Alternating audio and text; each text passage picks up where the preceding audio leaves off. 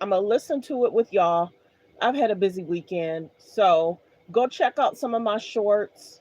I did some shorts this morning. I hope you all are having a great day and a great morning.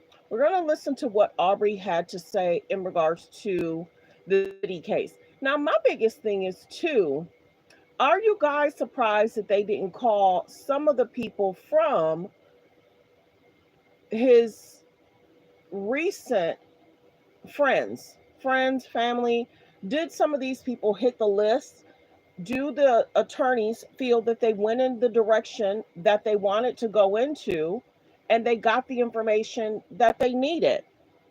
So it's interesting that a lot of people are like, we just don't see it, or we're just not feeling it. You know, a lot of people are saying a lot of stuff. So my biggest thing is, did the courts do their doggone thing or did they not?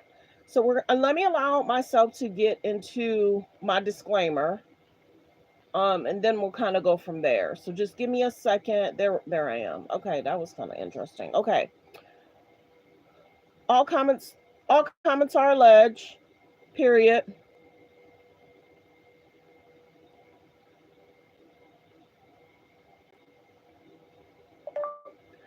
Copyright disclaimer: under Section 107 of the Copyright Act of 1976, allowance is made for fair use for purposes such as criticism, comments, news reporting, teaching, scholarships, and research. Fair use is use permitted by copyright statute that might otherwise be infringing. All comments are alleged, in our opinion, and for entertainment purposes only. Thanks for being here, everyone. We're going to basically listen to what Aubrey had to say, her statement, her comment. She interviewed with E. But like I said, I'm going to listen to it with y'all. Had a busy morning making y'all different shorts. And the biggest question is that I have over the last few days, me and some of my friends were thinking, are the attorneys, trying to normalize Diddy and his behavior? Because when they had said that Cassie and Diddy is a modern day love story, no, us women, period, women just don't want to be treated like that. So were Diddy's attorneys right in saying this is a modern day love story? I don't feel that women like this want this. It's very rare that we're hearing people say, well, I'd be, I'd consider, we're not hearing that. And since we're not hearing that, I really think that it's a concern that women are concerned that this could be their mother, this could be their daughter, this could be a loved one that's in this situation and stuck. And we would hope that women would say, hey, this could be anybody we love and we appreciate. So we're going to get to some news and we're going to get to Aubrey. But I'm going to let people come in. I'm trying to fix myself and adjust myself, but we're going to allow some time for people to come in. But yeah, we want to hear what Aubrey has to say because I think it's very interesting. She used to work for Diddy. So we're going to go ahead and get to it. Just give me a second. She used to work for Diddy, and allegedly, I didn't know, Aubrey has a podcast. So of course she's promoting that too. Hold on one second.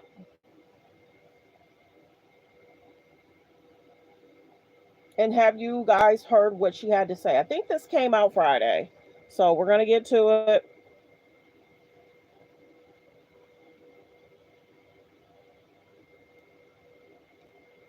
Let's get some Diddy talk out of the way. Let's do it.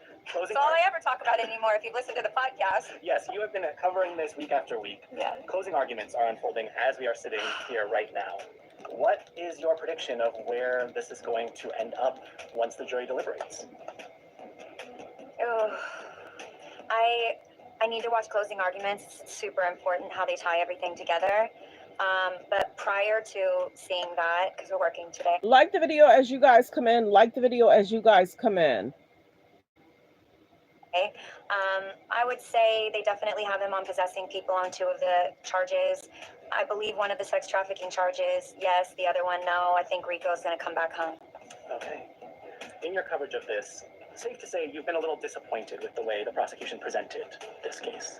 I was hoping that we would get to this day and not have so many people asking so many questions and not really understanding or knowing. Hold on one second. They got some kind of weird beat going on. I gotta bring my own beat in so that way it'll buffer what they got.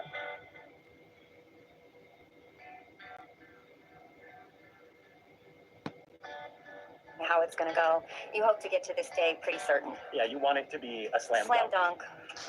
The defense essentially chose not to give any argument. Diddy didn't testify. The prosecution has since, in their jury instructions, said, maybe don't pay attention to these charges, focus on these ones. It was simplifying how they're to look at the specific charges. So if you put a lot of options for attempts of this or that, it starts to confuse people. You want to try to make jury instructions as simple as possible so that you aren't getting confused people that then can't make a call.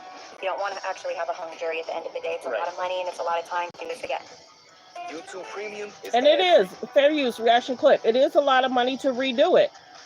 I think they did a good job trying to simplify the instructions. That's what the judge is there for, to help the jury. There were rumors or speculation that you would testify. Yeah, there was even somebody that said there were statements about my emotional journey all the way to the stand I read. It was really intense. Was that ever a conversation? Were you approached at any point by the prosecution to take the stand? I spoke with Homeland Security when this all was developing, and you are told to keep that to yourself, and that anyone can be summoned. And I wasn't summoned, and by the time I knew that I was not going to be summoned and trial had started, I then felt comfortable coming forward and being able to address Good morning. the trial, just the trial specifically, because I have participated in another project that will make more of my own personal story clear to the world. Okay. Do you wish you had been summoned, that you could get your day in court and lay out everything that you've been holding in for 20 years? Not on these specific charges.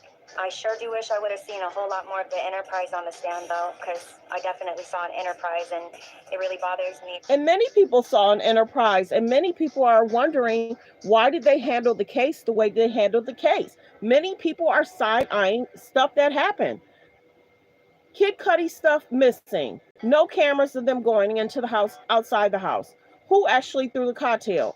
In regards to KK not hitting the stand, D-Rock not hitting the stand. So concerning. Good morning, everyone. I hope you're having a great morning. Thanks for being here. Let's continue. Fair use reaction clip. When people say, oh, it's just this one guy, and he may not even be tied. This one and this one that was named may not have even. When I was there, I saw a whole lot of people. Your bandmate Don Richard did testify. What kind of conversations have you had with her, if any, about that? When I was contacted in regards to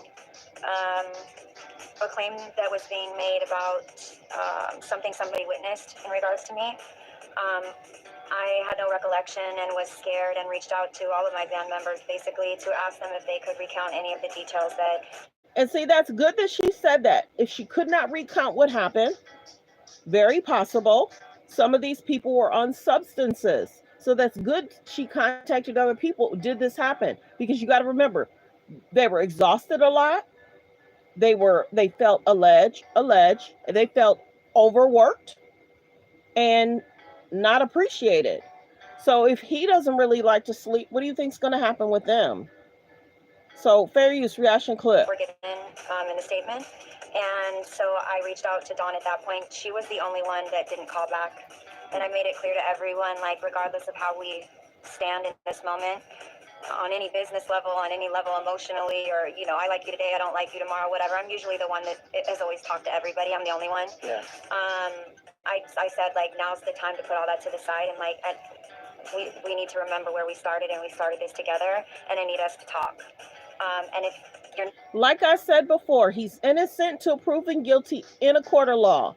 A judge, jury's going to have to decide if there's any wrongdoing, period.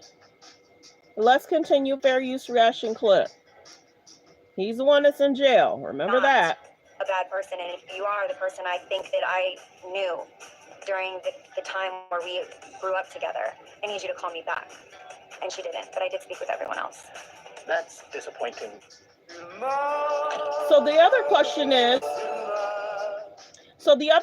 is, would you let him date your mother, your sister, your aunt? Would you let him date one of your family members? And would you go work for him? Would you go work for him? So that's the big question. It's interesting to me how the attorneys are trying to normalize what happened on that video. They're trying to normalize how the employees are treated. A lot of people in this chat work regular jobs, 9 to 5, 9 to 6, 4 to what, 1, 2, whatever. And a lot of these bosses aren't asking people to allegedly take substances.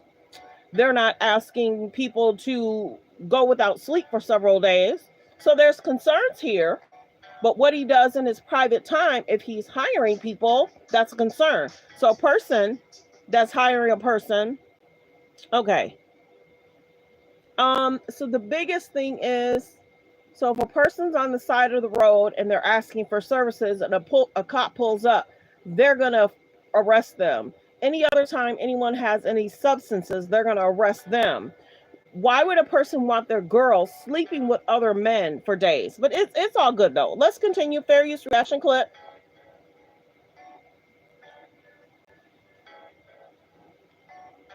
World to hear, so you would think she would. Yeah, to drop an entire lawsuit on many points that all of us went through.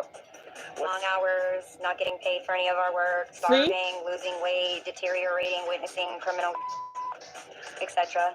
So what has the conversation then been with the bandmates you are in contact with about this? So everybody's different. And remember, Aubrey had stated, don't sign that new NDA, allegedly. If you want $5,000 allegedly, or whatever the amount was, she'd give them the money. Just don't sign the new NDA. Because remember, that was a big conversation that he might transfer over the masters, some of the rights to them. Remember, he did an interview regarding that. And Aubrey was like, no, y'all, don't do it. So there's that. And then these NDAs, I'm surprised they didn't talk more about that. The NDAs, people signing the NDAs, but I guess if they were given immunity, then, you know, or was anyone forced to sign the NDA? Let's continue. Fair use reaction clip. Friend. I'm obviously closest with Shannon. You know, Shannon wants no part, so I'm not going to bring her into the interview because she doesn't want any part, and I'm not going to give her a part if she doesn't want it. That's right. But she's aware and she's understanding it. Some of my bandmates were very confused. You know, Dawn's lawsuit hit, and all of us were confused by that because we didn't know that she was participating in any sexual behavior to please Diddy. Did not know that either. Did y'all? Found guilty on at least something. How does that make you feel? I'd feel best if he was found guilty on everything. And if he walks free? I don't have that in the range of my possibility thoughts right now. I don't believe that would happen. If it does, though, I'm going to buy a ticket to Bali like I did the last time I couldn't do this country anymore. Okay, I was going to say, do you fear at all for your safety or what life looks like if he is back out in the world? I fear for the messaging that we're going to be giving any newcomers in the industry. And by the way, entertainment is the one that's glamorized and that stands out the most, let's say. She's the it girl. Politics is a little bit over to standing right on our neck. But we're representational of everybody. The people you see on TV you can like or not like, you probably have your favorites. I definitely should be one of your favorites, hopefully. But I probably mirror back to you when you watch me things that you really resonate and feel in your everyday life as well. You know, we're all just people experiencing things at the end of the day. So, you know, I would be very scared as to what type of messaging this would give people about relationships and behaviors and what you can get away with when you're powerful. So press 3 if you knew where you're watching from. Press 3 if you knew where you're watching from. Press 5 you've been here before where you're watching from. And please don't forget, if you're watching from a phone, press 1 to continue to hit the like. And don't forget to subscribe. And, you know, I'm sure this gave a lot of people that maybe are unstable new ideas. Be kind in the comments. YouTube will block you. For sexual behaviors. I'm really wanting to make sure that everybody is highly aware of how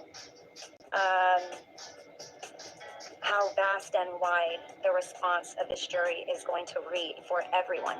You might think you're detached from it and that you're watching an entertainment show of those entertainment people that have nothing to do with you in your everyday, but you'll be surprised how quickly it does. Save up to 70%. Fair use reaction clip. Like the video, like the video. We're listening to Aubrey sit down with entertainment, and she's doing her interview with entertainment. Let me know, what do you guys think about what Aubrey has to say?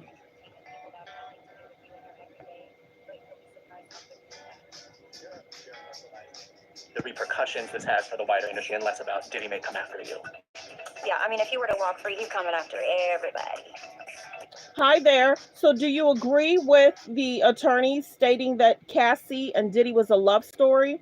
Do you also agree, do you think it's okay? Do you think they're trying to normalize Diddy's behavior?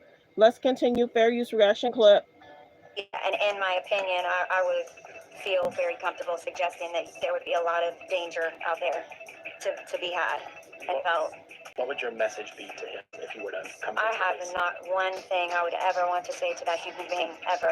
You call him a human being, though. I think he's a human being. I think hurt people. He lost the plot. But I also think that a lot of dark things were done to him. And I think his entrance into becoming somebody may have exposed him to a lot of the things he exposed other people to. Good morning. Which would suggest that there's a pretty dark situation going on in the industry. You found out that the feds had arrested Diddy while you were filming this new show, Botched Presents Plastic Surgery Rewind. Yeah. That's wild. The cameras were up to capture it. What was it like to live through that with a camera following you? God, I didn't even see any of the camera. It was such a surreal moment. We were all outside, and like my phone was blowing up. I mean, I like was shaking and tapped my phone. I just couldn't believe it. That morning I woke up and I was just like, it's not gonna happen. This is the window, because like anything, there are windows and timing for every industry, including being federal officers. You probably don't drop indictments around holidays. We were coming up on a holiday. Like there were just certain things that I felt like if it were gonna happen, something would be happening. We all knew the movements that were happening behind the scenes. And I just told her, like, they didn't do it. They couldn't get it done. And then I walked into scene, and it happened very quickly. And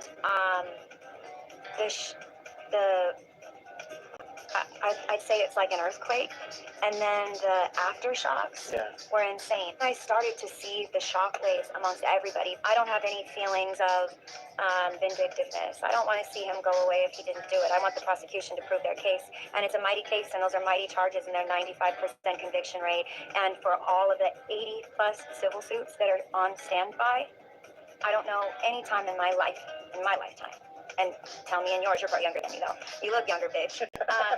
Like the video. Fair use reaction clip. I don't know in my lifetime that I've seen any other. This is one of the biggest celebrities in our game. I don't think I've seen somebody this big in such an established industry like music. You know, some reality TV where you expect people to be weirdos. Like, this is the music industry. It's a difficult place to be, and you've got to be talented. And he was on such a pedestal. Very big pedestal. He's a billionaire. I've never seen that level of person be in a federal trial on sex trafficking, which is a very difficult charge to prove. There aren't a lot of sexual crimes that are prosecuted at federal levels because it's just such a difficult thing to prove when it comes down to consent. And then that can give you a full understanding of how coercion looks. Most people can't even say the word properly, let alone understand how simple yet complex. Yeah. It truly is, and it's happening to everybody. Well, it's a slow dial, right? It's a slow dial. It's not just super abusive all on day one. Nowhere that's been abusive to me has been like that. A lot of places feel great on day one. Yeah, it's probably open arms, sunny day when you walk in, and then you turn the corner and you start to see things. It dials. I didn't have to turn many corners to see things, but on that situation over there, but yeah. This year is 20 years of Danity Kane. I know. Yeah, that's what I'm talking about. You did a great job there, lady. Okay, so let's move on. Let's move on. So that was Aubrey's thoughts. Fair use reaction clip. Like the videos, you guys come in. We're going to generally talk about what happened in court.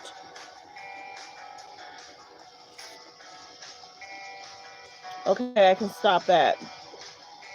They have music, so I had to have my own music because I don't want to get a issue. I don't want to have an issue. Attempted kidnapping and aiding and abetting sex trafficking. Plus, attorneys on both sides spent hours this afternoon in a charging conference with the judge. I'm criminal trial attorney Sarah Azari. Note, this is News Nation. It is going to be a very busy Monday, Tuesday, possibly Wednesday. I'm only doing this live because I wanted to go live to let you guys know what Aubrey O'Day had to say, his ex-bandmate. But let's hear what's going to happen in regards to the next few days. And this is Serving Justice. Today, we will break down what all of that means as we are reaching the end of this blockbuster trial. I'm joined today by criminal defense attorney Dante Mills and News Nation digital reporter Sophia Samioli, who's also an attorney and has been following this case closely from the very beginning. Thank you so much, Dante, for making time for us. And as always, thank you, Sophia. I want to go to you, Dante, first. I was on your feed and you were in the thick of this today outside of the courthouse.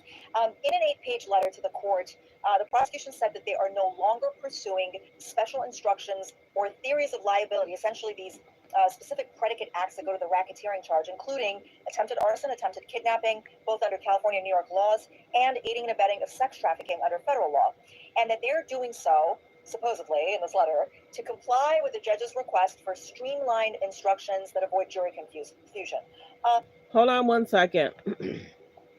Hold on. Like the video, fair use reaction clip. Trial have had their say. Okay, here we go.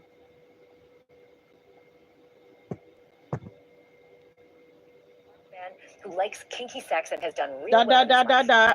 As his lawyer was sure to tell the jury today, he's a black man that the prosecutors targeted because he did well. There are some black people on the jury. Maybe they'll buy it. Maybe the other people on the jury won't. Maybe no one on the jury will. Maybe everybody will. This morning, it was the defense's turn to deliver closing arguments in Diddy's federal trial. And right away, lead defense attorney Mark Agnifilo made it clear he was taking a different approach. YouTube Premium. Fair use reaction clip. So do you think that it was right for the attorneys to say Diddy and Cassie was a modern day love story? Is that true?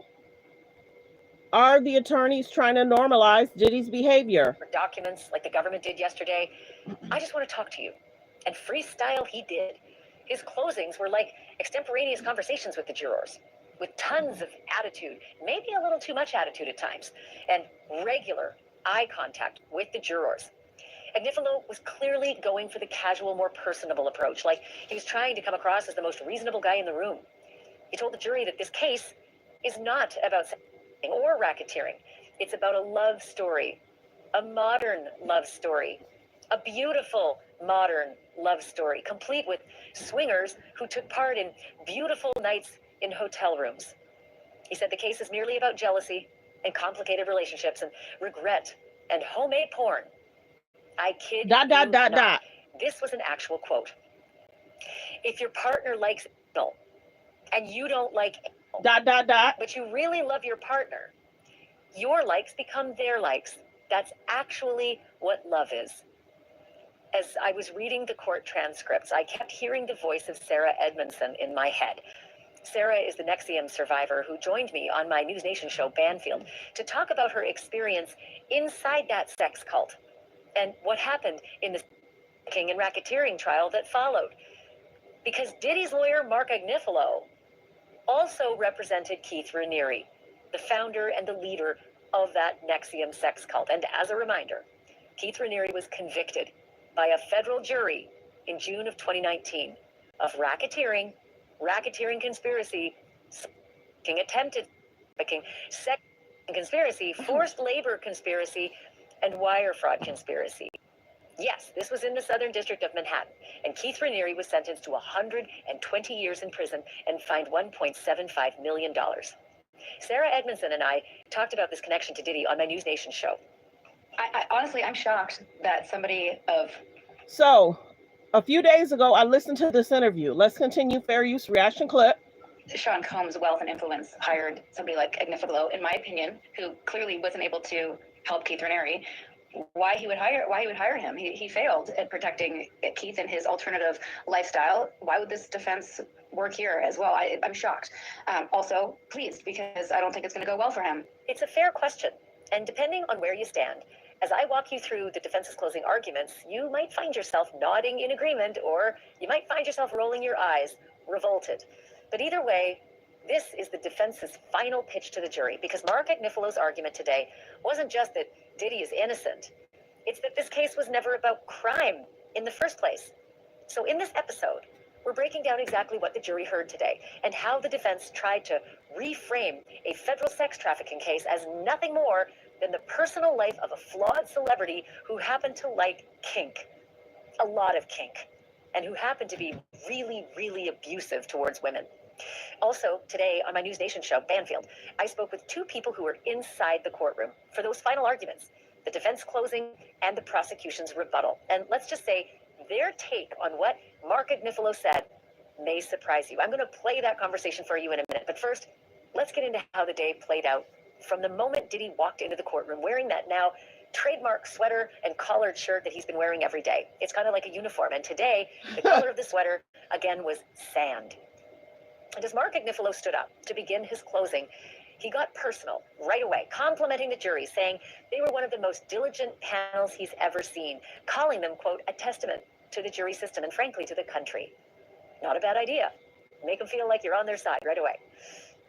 He was then wasting absolutely no time, drawing a stark line in the sand. He told the jury, quote, there are two trials here. One trial is about the evidence, about what you actually saw and heard. The other is a story told entirely by the prosecution. He reminded the jury that the prosecutors have charged one of the most serious, complicated, and comprehensive statutes on the books, and that they have charged personal use drugs and threesomes as racketeering. And then came his version of who Sean Diddy Combs really is. A self-made man, he said, a black entrepreneur, a visionary who built lasting, sophisticated businesses from the ground up and gave his community, the Bronx, not just jobs, but livelihoods. Agnifilo said he built his business into a family. Thank you Fair for your use. interest in conducting an admissions flight with ATP, the most Fair use reaction clip. Yeah, many people were surprised at what they were hearing in the courthouse. They were surprised. They were like, what? A love story? Agnifilo said he built his business into a family. Then he leaned directly into the fact that his team hadn't called a single witness and told the jury they didn't need to. Because even the prosecution's own witnesses, he said, had praised Diddy's work ethic, his creativity, and his leadership. Agnifilo looked at the jury and said, the hard parts of life, the real parts, are the ones we remember. And what Diddy built, he said, was real. Messy, maybe, but real. And that part of his business included embracing diversity. Agnifilo said, quote, he did that in 1993 as a 24-year-old, not because of some government DEI obligation, but because that's who he is. I don't know if Mark Agnifilo is appealing to the black members of the jury by saying these things, but it is an unusual thing to sort of bring up the politics of DEI with his closing. Maybe it'll work, maybe it won't. Then Agnifilo introduced what he calls the second trial. He told the jury the government wants you to believe that Sean Combs' businesses, the empire he built, were part of a criminal enterprise. He called that the fake trial. Again, fake news, fake trial. Is this politics bleeding its way in? I don't know, but it sure sounds like it. Then Agnifilo motioned towards the courtroom gallery, to the family section.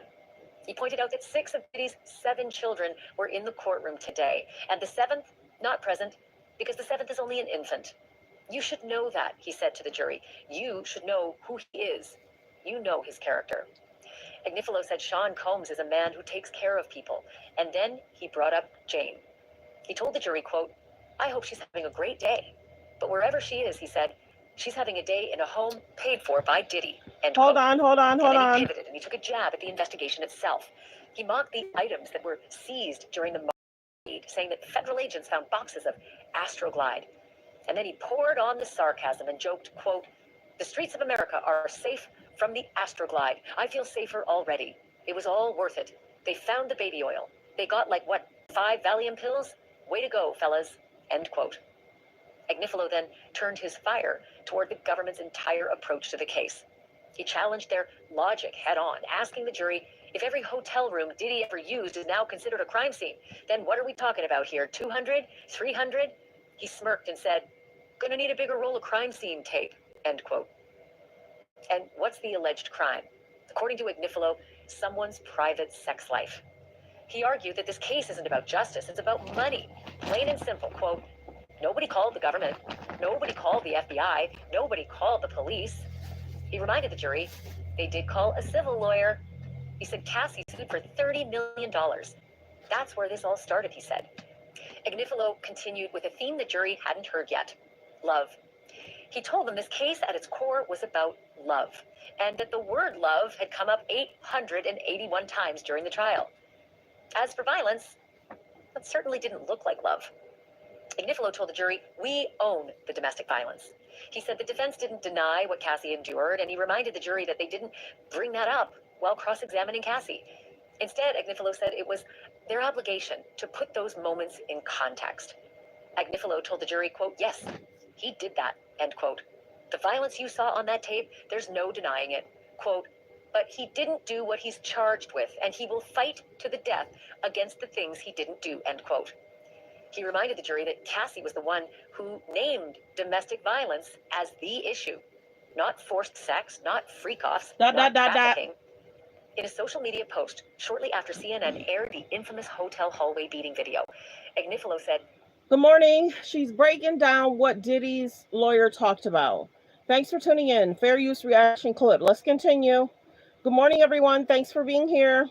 Cassie had the chance to say anything, and what she chose to say publicly was, quote, the issue is domestic violence, end quote. Agnifilo underscored that. He said, believe her when she says the issue is domestic violence. Believe her. Agnifilo then returned to the heart of this argument, the relationship itself. He told the jury, quote, if there's one thing that's absolutely clear from the evidence, it's that Cassie and Diddy were in a relationship and that they were very much in love. He walked the jury back to the beginning. He said that when Cassie first got involved with Diddy, she was already in a relationship with someone else, and that she misled her boyfriend at the time, claiming she was headed to Miami to a party. But the truth, Diddy had rented a boat, and that's where the two of them had made love for the first time. Agnifilo described the relationship that followed as, quote, intense, long, and beautiful, a relationship that lasted 11 years. But now, he said, the government is trying to strip that history of all its context, making it feel one-sided. And then Agnifilo said, quote, Cassie is nobody's fool. Fair use reaction clip. We see that Cassie did her best in regards to making sure she was trying to be open and honest, and in regards to what she also did. Fair use reaction clip. Y'all let me know. Unhealthy. Cassie has won. He said Diddy is in jail, and she's somewhere with the 30 million. She won. I gotta say, bold move here, Agnifilo, saying a woman who endured years of brutal beatings by your client, things that he copped to, is somehow a winner because she got money. And then she got humiliated on the stand during this trial because she was forced to make public all of her most personal sexual secrets. And you called her a winner? But Agnifilo didn't just defend Diddy's relationship with Cassie, he romanticized it. In his words, this was a, quote, great modern love story. Let me repeat that. He called their relationship a great modern love story. I don't know what era he's living in, but even modern lovers are sickened when women are beaten so many times everyone lost count. Yes, it was complicated. Diddy's lawyer told the jury, yes, Diddy had faults. Yes, he had other women in his life, women he refused to give up. But even so, Agnifilo insisted that what Diddy and Cassie had was real. He reminded the jury that even Cassie herself once described being young and insanely jealous. He said the texts between Cassie and Diddy weren't evidence of control or fear. They were, in his opinion, some of the most beautiful things I've ever read. Yep, Agnifilo said that. Wow. But then came the shift. Agnifilo pointed to the death of Kim Porter, the mother of Diddy's children, and to Diddy's continued relation. Okay, let's listen in this. Fair use reaction clip. Press 3 if you knew where you're watching from. Press 3 if you knew where you're watching from. Press 5 you've been here before. Don't forget to subscribe. If all 300 subscribe, we will hit 39K. Please subscribe. Please subscribe. Let's continue. Fair use reaction clip. With a woman named Gina. That, he said, was the breaking point for Cassie. She decided to leave. And she could have done it at any time, Agnifilo argued. She was always free to go. Yes, she claimed she was afraid. She said she didn't know what might happen if she left, but Agnifilo looked at the jury and said, when she did leave, nothing happened. What? Of course, I think we can all say that's arguable, right? He said when she did leave, nothing happened. Fair use reaction clip. Because taking up with Kid Cudi cost Kid his Porsche, according to Cassie and Kid and Mia, and according to prosecutors. So, yeah, things happened if Cassie strayed. She once went to a party at Prince's house, and the testimony said he tracked her down there, grabbed her by the hair, and beat her afterwards because she wasn't supposed to go to a party. Agnifilo then made one of the boldest claims of the day, quote, if racketeering conspiracy had an opposite, it would be their relationship. He told the jury that no matter how salacious the government tried to make it sound, Cassie never once said she didn't like her sex life with Diddy. In fact, he argued they were a match, intimately and emotionally. He said, quote, you can call it a lifestyle, you can call it swingers, or whatever you want. But Cassie, he said, quote, was a woman who liked sex. Good for her. What? Ick, for starters, but also Cassie did testify that she didn't like the sex with the other men. She liked it with Diddy, but kept asking him if it could just be with him instead of with the other guys, the escorts. So a bit misleading. There was no ring on her finger, Agnifilo said, so she went for it. That was the implication, and yet she also claimed to be afraid of Diddy. So afraid, Agnifilo argued, that she lied to him again and again.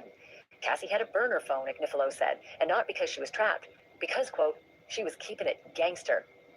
Agnifilo then shifted to Capricorn Clark, and what prosecutors described as 2 times she was kidnapped while working for Diddy. Diddy's lawyer insinuated that something was a little off about Capricorn Clark, saying she is, quote, a little off kilter. When asked on the stand how she'd define their relationship, Capricorn Clark said they were, quote, super platonic friends, more than she'd like, Agnifilo added, pointing to a text where she admitted, quote, I had a huge crush on him. And another text where Capricorn texted Diddy that, quote, they misused their dope chemistry all those years, suggesting in Agnifilo's words that Capricorn had wanted to be with Diddy all along. Then he took the jury right back into the 2004 incident, the so-called kidnapping. Capricorn said she was once accused of stealing Diddy's jewelry and was taken to a vacant building by a Diddy bodyguard named Uncle Paulie to take a lie detector test for 5 days straight. But Agnifilo said each day she went home, and he asked the jury, quote, would there be a Monday kidnapping, a Tuesday kidnapping, a Wednesday kidnapping? He called it a door-to-door kidnapping, and Agnifilo questioned whether the word kidnapping even applied here at all. He told the jury, quote, you've been kept here for long hours, days on end. Are you kidnapped? He argued there was no evidence Diddy even knew what was happening in that vacant building, let alone that he orchestrated it. Agnifilo told the jury that at the time, Diddy was starring in a Broadway show, that he was leading the Vote or Die campaign, and that he was running multiple companies. Agnifilo asked how someone with that kind of schedule could possibly have had the time or interest to be involved in something like that, something that Capricorn Clark described in that vacant building. And then he argued that the jury has every right to ask why the government is stretching this so far. Next, Diddy's lawyer brought up the Kid Cudi arson incident, the firebombing of Kid's Porsche. Like the video. There's about 265 in the building. If I can please get 265 people to please subscribe. We are trying to hit 39K. If all 266 subscribe, today we will hit 39K. Thanks for being here. Let's continue. Fair use reaction clip. Confrontation and the love triangle at the center of it all. He reminded the jury that even Kid Cudi testified Cassie, quote, played him. I think Michigan roads and bridges are in rough shape now. Fair use reaction clip. It will get worse when funding runs out. Do you feel that Cassie played Kid Cudi? Do you feel that Cassie played Kid Cudi? Even though that was a statement, some of the men did not know that Cassie was trying to find a way out of a bad relationship. Agnifilo also discussed Capricorn Clark's involvement in the Kid Cudi incident and her claims that there was a second kidnapping in her time working with Diddy. Capricorn had testified that Diddy had come to her home with a gun and demanded that she get in the car and travel with him to Kid Cudi's house to confront Kid Cudi, all because Cudi was now seeing Cassie. But Agnifilo questioned the entire premise. Why would Diddy have a gun? He pointed out that according to Capricorn's own words, she loved Diddy. Thanks for subscribing. Diddy had never even been to her house before. And Agnifilo argued. Thanks for subscribing. Yes, if all 200 people subscribe, we almost will hit 39K. Thanks for subscribing. Let's continue. Fair use. That if Diddy had asked her to go to the moon, she would have. He told the jury that Diddy didn't need a gun. And if he had one, Capricorn wouldn't have kept working for him. She wouldn't have stayed in a job after being threatened at gunpoint. Agnifilo also pointed out that neither Kid Cudi nor Cassie, the two people Capricorn allegedly warned about what Diddy was about to do, neither one ever said anything about a gun. And if there really was a weapon involved, wouldn't Kid Cudi have included that in the police report that he filed? And then came the alleged car chase, a dramatic detail that Capricorn Clark said happened between Diddy's car and Cudi's. Agnifilo pushed back hard. Quote, would Kid Cudi forget to mention a whole car chase, he asked the jury? It simply didn't happen. Agnifilo then told the jury exactly what he thinks. He doesn't believe there ever was a weapon, and he doesn't believe Sean Combs had anything to do with firebombing Kid Cudi's car. Quote, that's not his style. He reminded the jury that there's no evidence connecting Diddy to the firebombing. No fingerprints, no witnesses, just assumptions. But Diddy's lawyer told the jury there were only 2 things found in the Porsche, a failed Molotov cocktail and a glove. P.S. The glove belonged to Kid Cudi, not to the firebomber. Thanks And the for jury actually heard subscribing. that during the trial. Whether they'll remember, I don't know. Agnifilo kept hammering the investigators' flawed investigation and suggested that the handling of the evidence was so careless, it was as if the investigators had never even heard the letters DNA. And then he floated a possibility, not as an accusation, but as an example of how flimsy the evidence really was. In the defense's view, based on what's on the record, anyone could have been responsible for the firebombing, even Cassie or Capricorn. Let me repeat that. Diddy's lawyer suggested to the jury that maybe Cassie Ventura or Capricorn Clark, Diddy's former assistant, firebombed Diddy's car. And Mark Agnifilo backtracked that slightly. She meant to say Kid Cudi's car. Let's continue. Fair use reaction clip. Saying, I don't think they did it, but if you're just looking at the evidence, end quote. And then he pointed to the one piece of evidence the government is relying on the most. Cassie's email, the one claiming that Diddy once threatened to blow up Kid Cudi's car. See? Agnifilo noted that Cassie's email never actually mentions arson and said the way she wrote it, referring to him as Sean Puffy Combs, made it sound like she was preserving the message for later. Next, Agnifilo tackled the government's bribery claim, the accusation that Diddy and his team bribed the hotel security staff to hand over the beating video of Cassie for $100,000. Diddy's lawyer read directly from the jury instructions and reminded the jury that to prove bribery under California law, there has to be one critical element: law enforcement involvement. And in the testimony of George Kaplan, Diddy's former assistant, Agnifilo said he never mentioned police, only terrible publicity. The assistant acknowledged one thing, though, that Diddy was a fool for sending a few specific text messages to Cassie after the beating, and that while trying to get her attention, Diddy had lied to Cassie in the texts, saying that the police were going to arrest him, even though the cops were actually never there. Agnifilo argued, quote, but if there's no police... That's so funny. I'm eating chicken listening to this. I love it. Thank you for listening. You guys, let's get the likes up. We're at 25 likes, 205 people in the building. If you're watching from a phone, please double tap the screen. You got to hit the like. It lets everyone know we're live. And it keeps me in the algorithm. Hit the like. Hit the like, please. Thank you. Let's get the likes up. Thank you. Appreciate y'all. If y'all watching from a phone, press 1. Get the likes up. Thank you. Let's continue. Fair use reaction clip. Period. You can't be guilty of bribery under California law. Thank you. Then he turned to the NDA, the non-disclosure agreement tied to the hallway beating video. It had a carve-out, Agnifilo said, an exception for speaking to law enforcement. He asked the jury, quote, why didn't they show you that? Why didn't they tell you what that carve-out said? And then his voice sharpened. It's just not right. It's just not true. Next, Agnifilo turned to the witness tampering charge, specifically the claim that Diddy's bodyguard, D-Rock, tried to pay off Mia after Diddy found himself under investigation for some very serious charges. Quote, they say D-Rock was trying to pay Mia. Agnifilo told the jury, here's what they didn't tell you. Fair use reaction clip. Y'all are funny this morning. Sunday mornings are lit. Let's continue. Fair use reaction clip. Like the video. Keep double tapping the screen if you're watching from a phone or a tablet. What they didn't tell you. And then he read a full text message from Mia to D-Rock. The one where Mia said she's out of Skrilla, a hip-hop term meaning money. Why does D-Rock offer her money, Agnifilo asked? Because she says she's out of it, not because he's trying to buy her silence. Next, the court took a 15-minute break, but the tension did not end.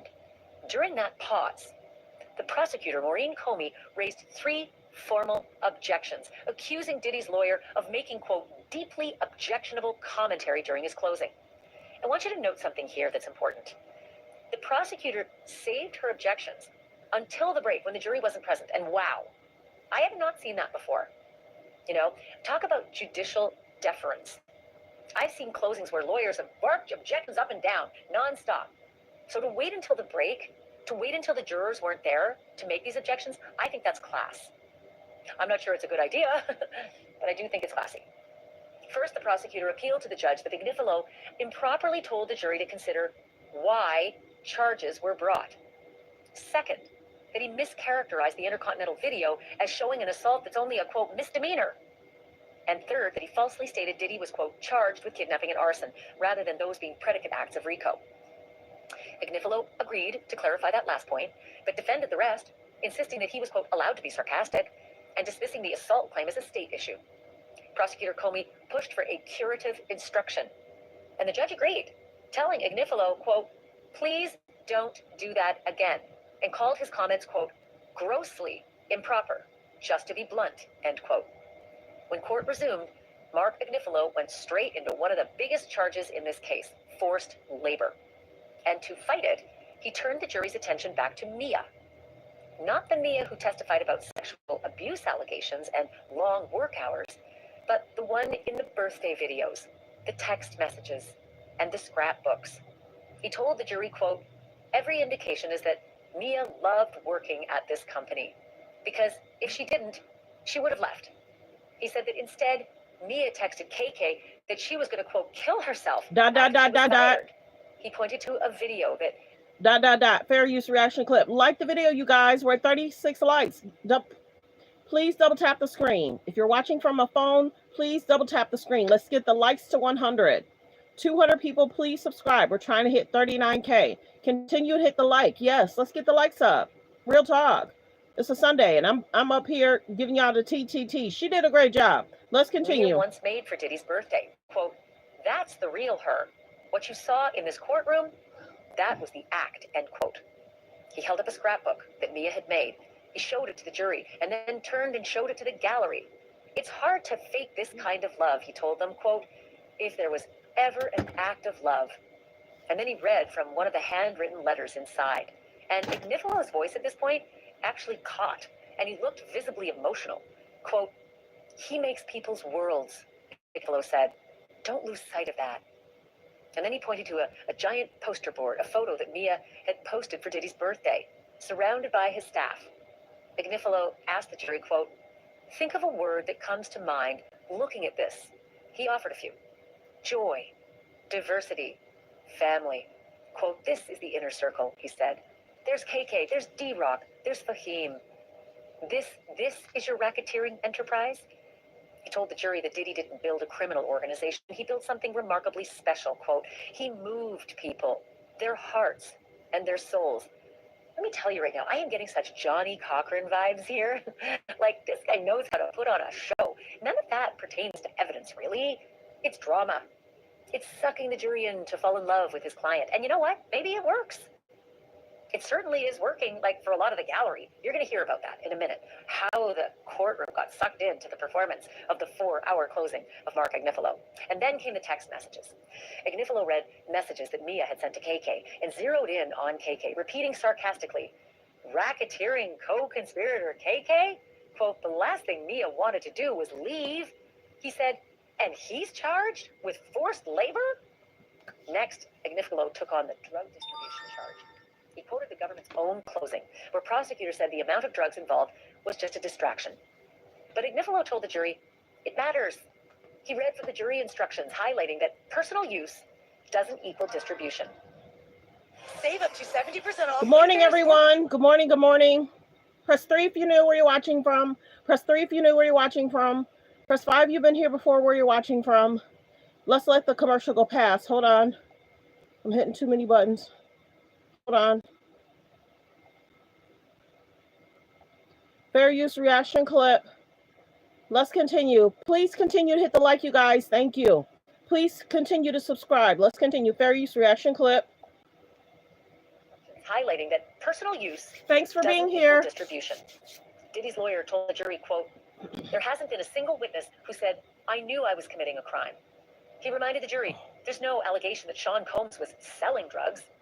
Thanks for being here, Chicago. Thanks for being here. What's the weather like where you guys are? How's the weather been? Let's continue. Fair use reaction clip. Use drugs? No doubt, Ignifilo said, but is that really proof of a racketeering enterprise? He argued this wasn't a criminal operation. It was a personal lifestyle. He added, quote, these are things he did with his girlfriends. They did it together. This is personal use. That's what it is. He told the jury that Cassie even testified that she believed Diddy was addicted to drugs. Then he addressed Diddy's assistants, the ones who allegedly helped him source or arrange the drugs. He told the jury, quote, what Mr. Combs is doing with his assistants is really not that different.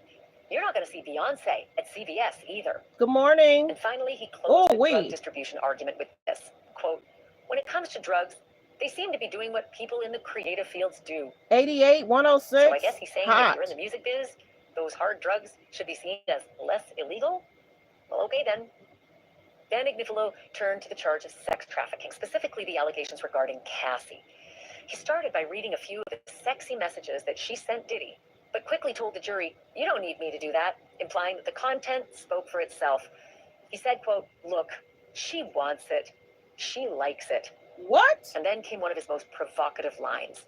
I suppose you can pick your girlfriend, but he told the jury there was no evidence that Diddy made any money off what Cassie described. Quote, they were swingers, he said. This was their lifestyle. And then Diddy's lawyer argued that just because someone is in a relationship where their sexual preferences differ doesn't mean it's coercive. And I need you to hang on to your lunch, because I'm about to tell you the quote of the century, spoken aloud in this esteemed New York federal courtroom. Ready? Ignifilo gave an example of when it's love, not coercion. Quote, if your partner really likes a... and you don't, but you really love your partner, your likes and their likes become one. That's actually what love is. I hope you hung on to your lunch, because I lost mine with that line. I mean, honestly, I wish I could have seen every one of those jurors and how they processed that. I don't know how they're going to... He was trying to say whatever Diddy's kink was, once your partner, if he has likes, you begin to like it. Y'all, I had a hard time. Is that attorney literally trying to normalize Diddy's behavior with Cassie and other women? Are the attorneys trying to normalize it? So are those attorneys going back and doing that with their wives? Would the attorneys allow Diddy to date their nieces, their nephews, or date their wife? Let's continue. Fair use, reaction clip. Apply it to this case, but I don't think they're ever going to forget it. Ignifilo continued and reminded the jury that Cassie wasn't just with Diddy. She later dated Michael B. Jordan. Quote, he's like the most handsome man in the world, Ignifilo said, suggesting that Cassie always had agency, always had options to move on to other guys, and said she was a very sexy woman and had a right to do that. Quote, this was her lifestyle choice too, he argued. Even if you didn't want it at first, you can come to want it over time. Wow. And then he got specific about the freak-offs. He asked the jury to consider, quote, is it that she was okay doing 110 of them, but not 3 more? Once you open that door, where do we go? And again, quote, if 75 of them were consensual, what moment changed that into trafficking, end quote. In Ignifilo's telling, this wasn't exploitation. This was a relationship. Messy, yes, but mutual. Then Ignifilo turned to what may be the most widely discussed piece of evidence in this entire trial, the Intercontinental Hotel video. But Ignifilo argued that the video of Diddy beating Cassie wasn't evidence of trafficking at all. He said that the fight seen on tape wasn't about coercion or control or sex. It was, in his words, about a phone. And not even Cassie's phone.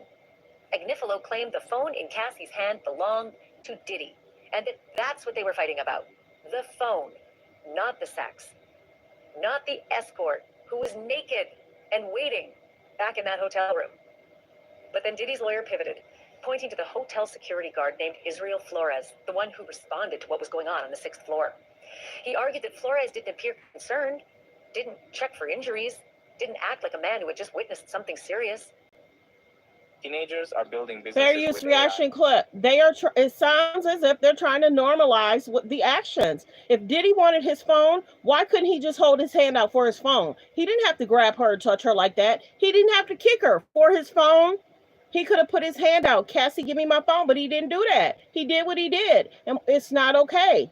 It's not okay. It's just not okay. This was her lifestyle choice too, he argued. Even if you didn't want it at first, you can come to want it over time. And then he got specific about the freak-offs. He asked the jury to consider, quote, is it that she was okay doing 110 of them, but not 3 more? Once you open that door, where do we go? And again, quote, if 75 of them were consensual, what moment changed that into trafficking, end quote. In Ignifilo's telling, this wasn't exploitation. This was a relationship. Messy, yes, but mutual. Then Agnifilo turned to what may be the most widely discussed piece of evidence in this entire trial, the Intercontinental Hotel video.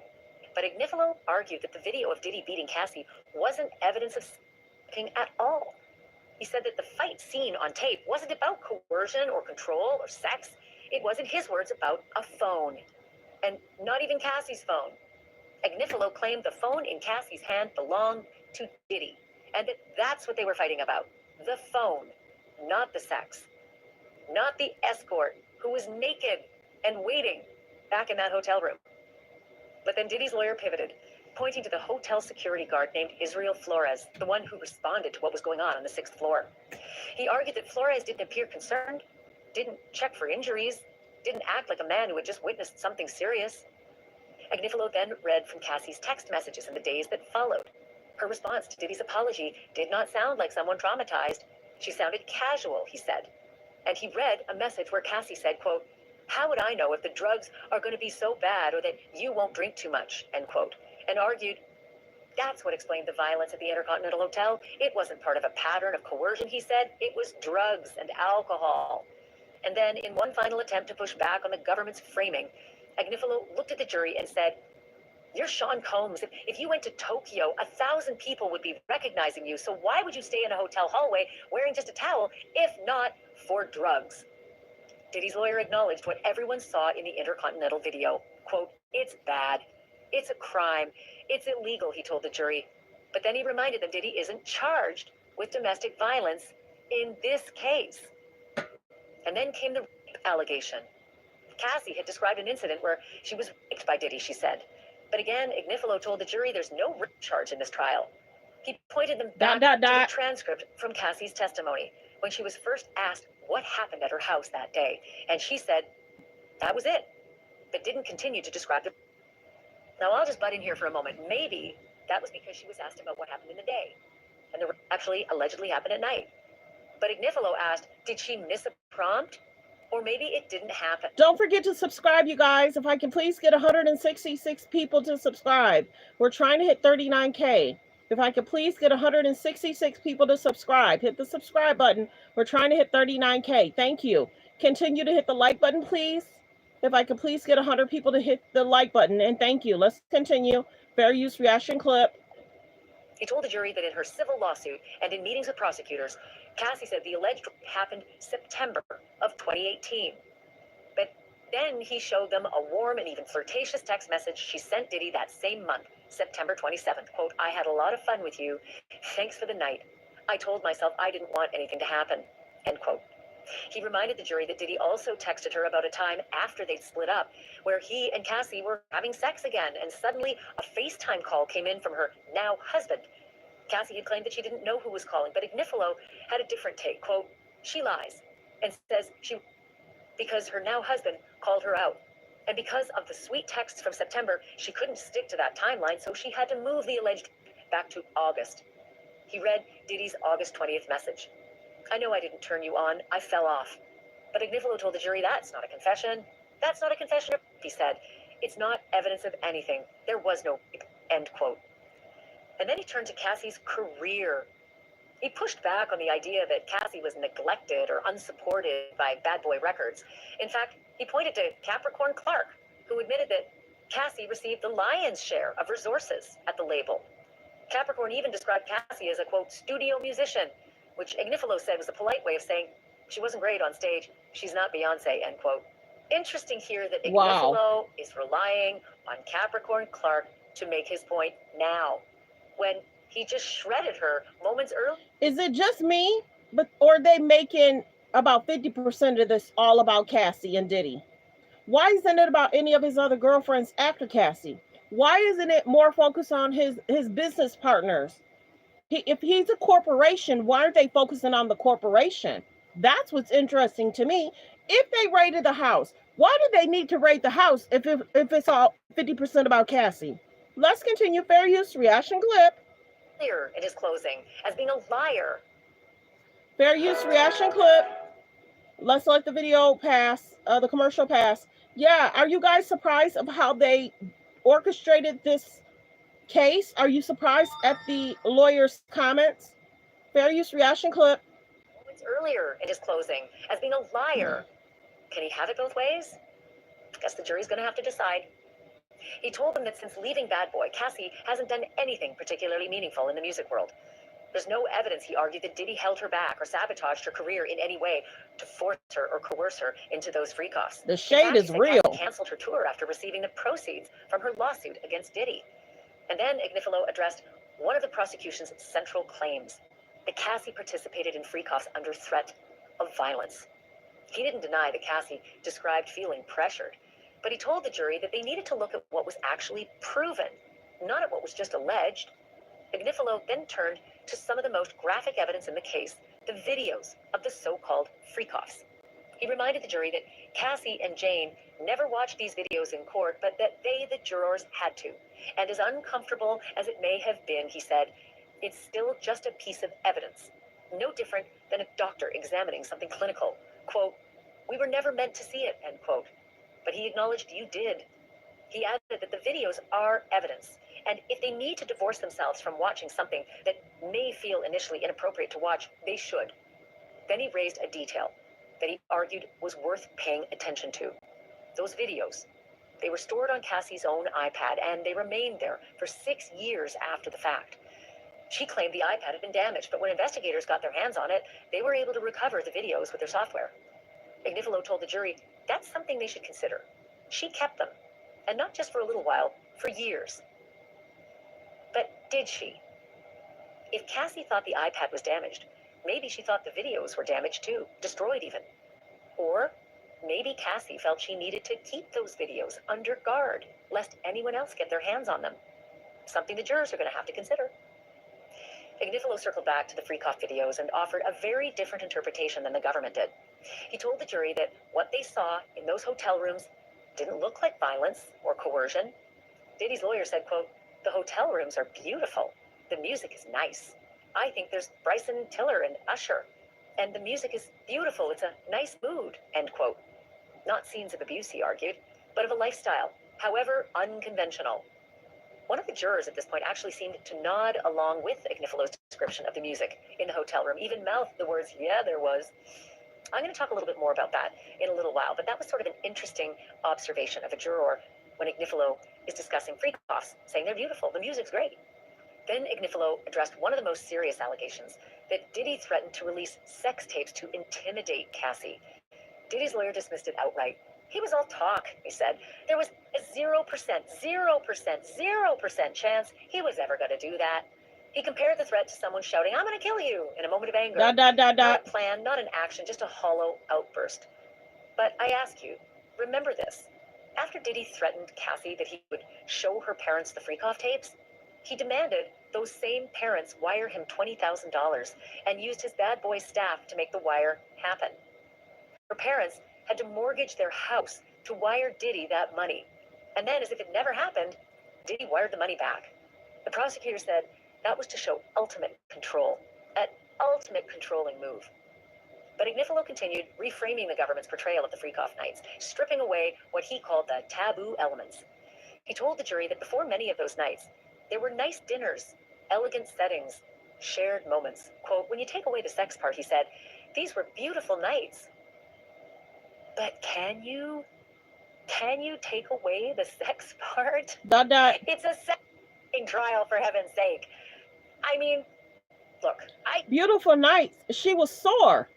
She was hurting. Most women don't want a man on them for 3-4 hours or for days. What are we talking about? That's what I'm saying. It seems as if they're trying to normalize this dude. Like what he was doing was normal. What woman do you know that want to be going and going for days and hours? Let's continue fair use reaction clip. See this as a hell of a snow job. What a nice dinner. Did you see what happened after the dinner? Sure, you can have a nice dinner. Then for the first time, we, the public, got an actual description of what some of these freak-off videos showed, other than just the beautiful rooms and the music. It's a description, albeit from the defense, but here goes. Quote, the mood seems, friendly and easygoing, and everyone is smiling and laughing. Forget the sex part. I mean, they're hanging out.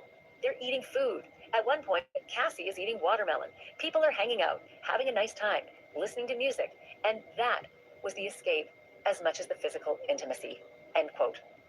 He pointed again to the videos and told the jury what you saw wasn't aggression, it wasn't violent, it was, in his words, quote, homemade porn. Nothing wild, nothing criminal. And then he described the homemade porn this way, quote, They called it homemade stuff. Homemade. That poor girl. Thank goodness Alex came along. I've said it once, I've said it twice. And like I said, Diddy's innocent till proven guilty. It's up to the jury. It's in the jury's hands now. He's innocent till proven guilty in a court of law. Let's continue. Fair use reaction clip. Would you want your daughter dating him? Would you want your mother dating him? Would you want your niece dating him? Would you want anybody in your family dating him? Let's continue. Fair use reaction clip. this is a popular thing these days. This is where I had to sit back for a moment because, friends, that is news to me. I did not know that this was a popular thing these days to spend $10,000 for one hotel room, several escorts, and then to have you. Press 3 if you knew where you're watching from. Press 3 if you knew where you're watching from. If I can please get all 171 people to please subscribe. Please subscribe. We're trying to hit 39K. Please subscribe. We're trying to hit 39K. Let's continue. Fair use reaction clip. Are you guys all new or you've been members and you're already subscribed? Thank you for tuning in. Let's continue. Fair use reaction clip. Your loved one have sex with those escorts in front of you while you masturbate and videotape it. I did not know that this was a popular thing these days. Maybe the jury will feel that way. Maybe they won't. JTC panic proof retirement. This guy Fair use reaction clip. I'm wondering if I stopped seeing y'all comments. I was wondering. Yeah, it stopped showing me y'all comments. Fair use reaction clip. Thanks for being here, you guys. Sorry, I couldn't see none of y'all comments. Now I can.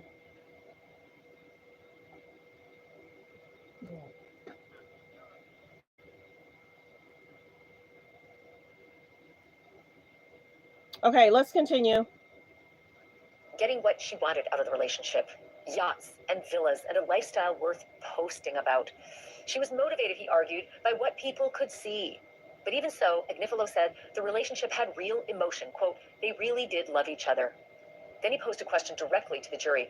Not every hotel night was sex trafficking, so which ones were? He reminded... Y'all got to remember, these people were on heavy substances too.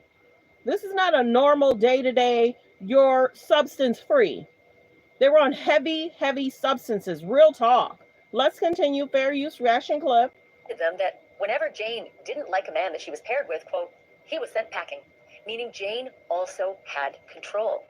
As for the men themselves, Agnifilo began to undercut the government's claim that the men were trafficked or part of a scheme to transport them over state lines for prosecution, one of the charges that Diddy's facing.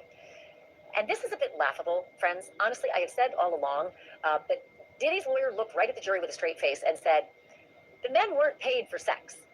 They were compensated for their time. Wow. I know. I'm having a tough time even saying it. What? The men weren't paid for their sex. They were compensated for their time. But he did point to the now infamous incident. Remember how the men had to release? And if they didn't release, he was not happy? Go back and look at my videos. You'll know what I mean. Let's continue. Fair use. They're trying to change the conversation. They're trying to change what's really happening. They're trying to normalize this guy in front of our eyes. And people are like, fair use reaction clip. Involving, in his words, a bum-ass cowboy, a male escort from Cowboys for Angels who apparently couldn't perform. And he didn't want to pay all that money because, you know, the guy didn't perform. The agent at Cowboys for Angels said she didn't care if the escort couldn't perform. She didn't care if they were skydiving. She said Diddy was paying for their time. And Diddy's lawyer seized on those words, seized on the agent's words. He argued that this moment proves something important, that the escort was paid for their time, not their sex. But what a double-edged sword Agnifilo used to make this point, because, again, Diddy was complaining to the agent at Cowboys for Angels that he didn't want to pay the sky-high bill because the escort couldn't perform. Couldn't give him the sexy part. So by that calculation, Diddy would have known that he was paying for the sex, for the performance. Exactly. And not for the guy's time. He didn't want to pay because he didn't get the sex. I think the jury's going to see through this one. I mean, come on. A reasonable person would know that sex workers get paid for sex, not to come and chit-chat. Then Ignifilo returned to Jane's own words on the stand. He reminded the jury, Hey, do you have a neck cum? Fair use reaction clip. They're trying to normalize what's happening, and then they're trying to say that it was for time. But there's messages, you guys. Fair use reaction clip. Instead saying she resented Diddy for everything that happened. But Ignifilo really tried to get the jury to believe that. Are you guys subscribed? Yes or no? Let me know in the comments. Are you guys already subscribed? If you haven't subscribed, please hit subscribe. We're trying to hit 39K. And please hit the like button. Let's get the likes to 100. Please double tap the screen. Let's continue. Please double tap the screen. If you're watching from a phone, all it is a double tapping of the screen. Thank you. Thank you for subscribing. Thank you for already being subscribed. Let's continue. Fair use reaction clip. She really did regret. She just wouldn't say it. He said Jane agreed to these encounters at the time and only regretted them later. And then Ignifilo took aim at Jane's legal representation, calling her lawyer bad. He pointed out that she only receives paltry child support from the very wealthy father of her child. And did y'all know that the attorney said something about her child support? They're going after Jane Doe's baby father, and they're talking about him and the child support. There's certain stuff I didn't talk about, but y'all know what's being talked about on Instagram. Fair use reaction clip. And see, he don't play. I can't believe they mentioned Jane Doe's baby father and child support. Fair use reaction clip. That the only way to view the house that Diddy pays for is as an act of kindness. Quote, you know, talk about damned if you do, damned if you don't. And no good deed goes unpunished, he said. And then he argued, the government wants the jury to believe that this house, that help, somehow led to sex trafficking. Quote, that's just not right, he told the jury. He painted Jane not as a victim, but as a fully willing participant, and showed the jury messages where she reached out asking for, quote, my partner. He said their relationship had a clear dynamic, a homemade, porn-bent relationship. And then Ignifilo moved to a violent incident that was clearly laid out in the trial, an epic fight where Jane said she was beaten badly by Diddy right before a freak-off. Ignifilo called it the closet incident, where Diddy allegedly kicked down 3 doors to get to Jane. Ignifilo questioned Jane's whole story, including her claim that she changed into another dress after the beating and before leaving. He reminded the jury that Jane also said she hid behind a wall for 2 hours, something Ignifilo said doesn't line up at all. 2 hours? She had to hide? Fair use reaction clip. With the text messages that were sent that night. He said Diddy didn't hit her, though he could have, and that her injuries, quote, weren't even that bad, and that Diddy, quote, could have hit her harder if he wanted to, but... What? They're trying to normalize this guy's actions. That wasn't the case here. I'm not sure if he realized how that sounded out loud. I'm not sure if he bounced that part of his closings off anybody else before launching into it, you know, there in the courtroom in front of everybody. I mean, wow. He could have hit her harder if he wanted to. Her injuries weren't that bad. I know what he's trying to say. It just really sounds awful. It sounds heartless. And if you're trying to get the hearts and minds of the jurors, I don't know that that's the way to do it. But he ended by acknowledging again that Diddy did hit his partners. Quote, I've been honest about that. But this situation wasn't one of them. And then he turned to the jury. You're here because you're good judges of people.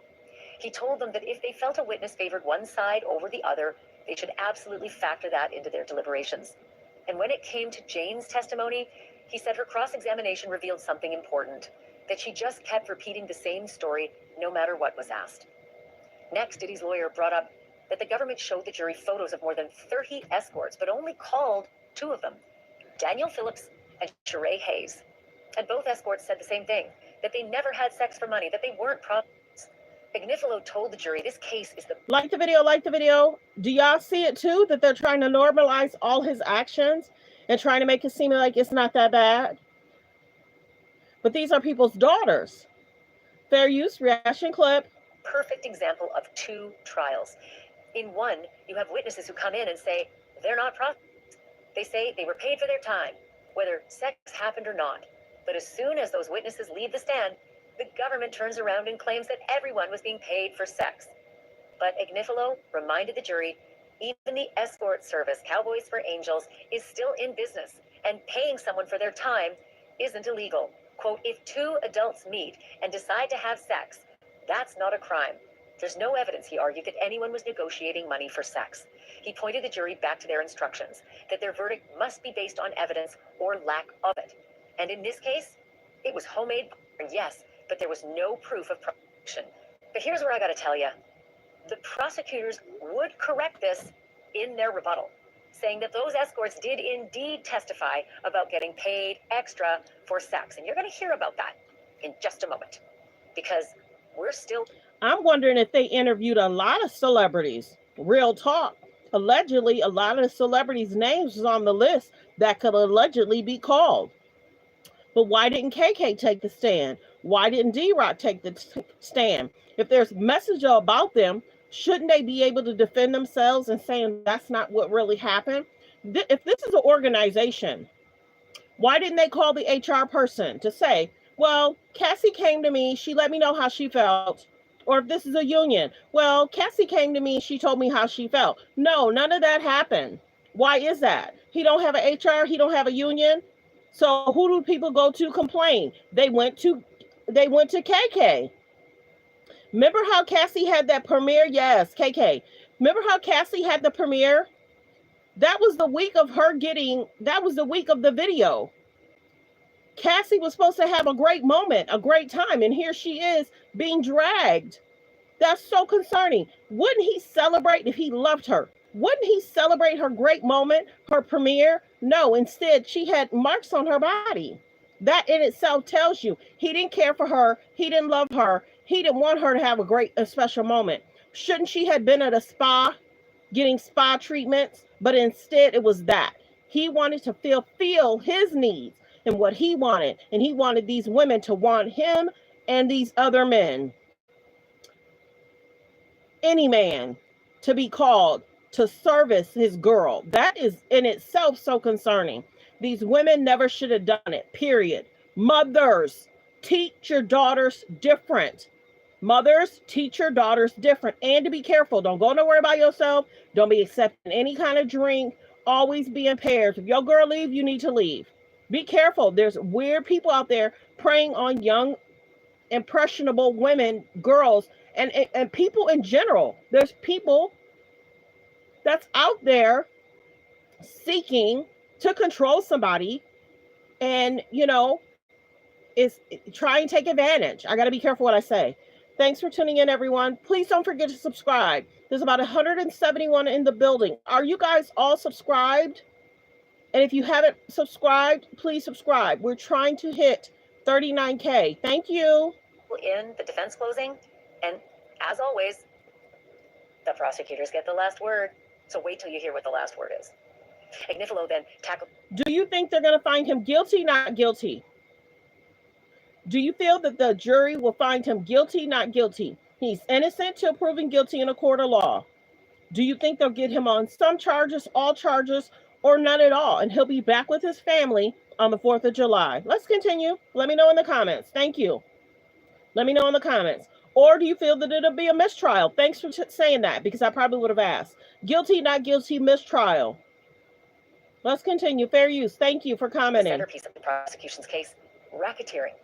He started with the definition. What exactly is an enterprise? Diddy, he reminded the jury, was indicted alone, telling the jury, quote, no one else has said I was part of an enterprise. No one testified I helped him traffic. No one said I helped him obstruct justice. And when the judge tells you to decide based on evidence, Agnifilo argued, they're just... Is your child struggling with a game Yes, addiction? keep letting me know what your thoughts are. Games like Hold on. Fortnite, Hold on. Roblox. Do you think he's going to be guilty, not guilty, or mistrial? Fair use reaction clip. Let's continue. I had to let that commercial go past. Gives it structure. So how is Diddy supposedly maintaining his enterprise? Through sex with his girlfriends, Agnifilo asked. He told the jury that even if assistants did things like buy baby oil, he said that was 1% of their job, if that. And if this case feels overly complicated, maybe it's not a criminal enterprise at all. Maybe, Agnifilo said, it's exactly what it looks like. Personal sex, personal relationships, and some drugs. He reminded the jury Diddy is charged with conspiracy, but a conspiracy needs more than one person. They don't have a co-conspirator. And then Maybe he meant to lighten the tone just a bit, but he called out one name, KK, Christina Coram, Diddy's longtime chief of staff. Ignifilo smiled and said, "She's the single most helpful person. Everyone needs a KK." But I'll be honest, my friends, I am still waiting to see if KK is about to be charged as soon as this trial wraps up. So wait for that episode if that happens. Yeah, we're wondering what's going to happen to KK if something happens with regards to him. Fair use reaction clip. And I did find out, you guys, that KK has been with Diddy for 8 years. KK has been working with Diddy for 8 years. And I really appreciate how someone says, based on the evidence presented and the testimony given, he should be not guilty. You feel that they didn't present their evidence good enough to find him guilty? I appreciate that, because a lot of people were saying they didn't like how they presented the information. They didn't cross their T's and dot their I's. Some people feel that way. Some people feel guilty. Some people feel not guilty. Let's continue. Guilty as a mofo. I saw that. Thanks, you guys. Continue to comment. Guilty, not guilty. Will it be a mistrial? Ignifilo then turned to how the government portrayed Diddy's security team, suggesting they made it sound sinister, like something to be feared. But the truth, he argued, is simple. Anyone at Diddy's level of fame and fortune would have security. It isn't criminal. It's standard. Ignifilo suggested that the government's premise to call KK or anyone on Diddy's security team a co-conspirator is false, because Cassie and Jane admitted to calling KK when they needed help with Diddy or anything else that might have been going on. Diddy's lawyer said, quote, "I mean, God forbid if John Gotti was at..." There's about 200 in the building. If I can please get 200 people to please subscribe and thank you. We're trying to hit 39K. Thank you. Let's continue. About 179 in the building. Please subscribe and thank you. Your door, would you call Sammy the Bull Gravano to get rid of him? Mistrial. No, because they're actually racketeering co-conspirators, okay? So they call KK and D-Rock because people, okay, I see that. Everyone seemed to be willing to participate. Now, were they participating because they were on substances? You got to remember, it was a continuous thing on substances, and they met up a lot. Do you think that they were doing that because they were on substances, or they had to take the substances to do what he was requiring them to do? And Cassie didn't seem rich. Cassie couldn't pay the 20K. The parents paid the 20K. Let's continue. Fair use reaction clip. KK and D-Rock would help them out. End quote. But if you follow the... Appreciate you saying that too. It only takes one time to say no. Fair use reaction clip. Actual testimony, KK and D-Rock, according to prosecutors, were keeping Diddy in the loop throughout all of these moments. If the girls called for help, Diddy was made aware of it. We saw the text messages. We saw the communications. Diddy was in the loop if the women called these other employees asking for help. Teenagers are building businesses with Fair AI. use. See, they said Diddy was in the loop. If the people called to complain about him, and then he would basically say, "You're fired, you're complaining." Or they would talk to people about, "Oh, so-and-so is talking about suing us. You better talk to her." So it was a controlling environment. It was a controlling relationship, period. So what do y'all think the jurors are going to find?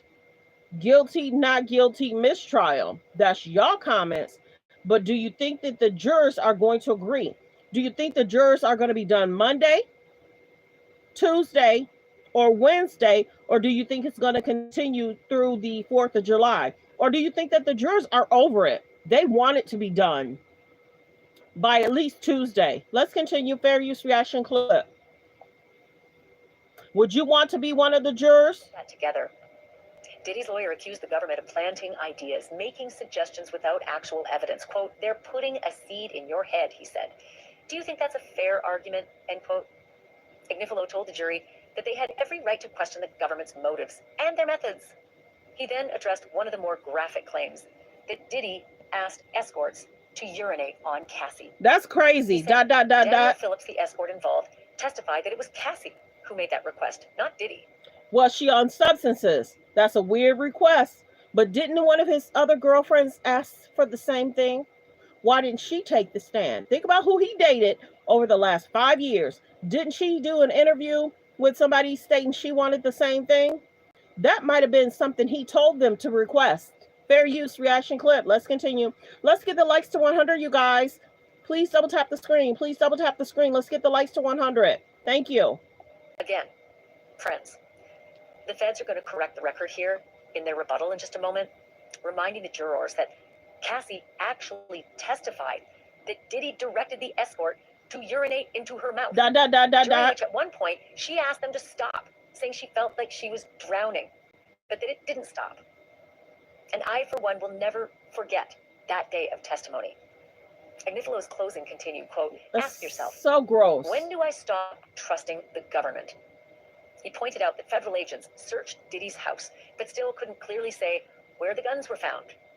Actually, there was testimony that they found them in the bedroom, master bedroom, very close to all of the sex items, which the government said puts fear and coercion guns right next to the freak-off material. From start to finish, Agnifalo said this investigation was messy, incomplete, irresponsible. He asked the jury, quote, is this the best the government has to offer? As Agnifalo wrapped up 4 hours of closing arguments, he told the jury, quote, I think the evidence shows the government targeted Sean Combs. He argued that prosecutors piggybacked on Cassie. But see, it wasn't just Cassie. See, that's the other reason why they should have brought his other girlfriend that he was dating for the last 5 years or so, because that girlfriend did an interview saying she liked it too. It wasn't just Cassie. And see, that's the other thing you guys got to realize. There's another girl that was supposed to allegedly take the stand. She MIA. Now, whether she took a settlement, we don't know. But their case would have been as parallel as Cassie. Diddy's team probably didn't want anybody else's situation shit to be parallel to Cassie. There's a girl that's MIA, and they stopped talking about it. Did she take a settlement? Why isn't his other girlfriend for the last few years outside of Gina? Why aren't the other girlfriends speaking out? She had an interview, guys, saying she wanted to be that on. That's crazy to me that they let this go and not make sure everybody that he dated over the last 15 years outside of Cassie. It's crazy that those people didn't take the stand. Real talk. Because she did an interview saying that's what she also liked. So it's not just Cassie. That might have been a request that he had. And understand, did I just see that comment?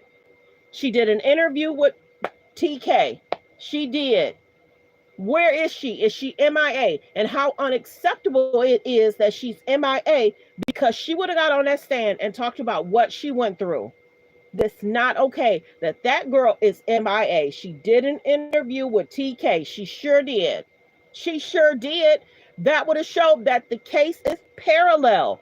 They wanted people to be MIA, not to testify. That girl that did that interview, she should have testified. Now, if y'all did not know, that interview got reposted by her, TK. It got reposted. Her and Cassie's situation would have been very parallel. They wanted her to go MIA. Watch, she gonna show up probably in about a month. Yeah.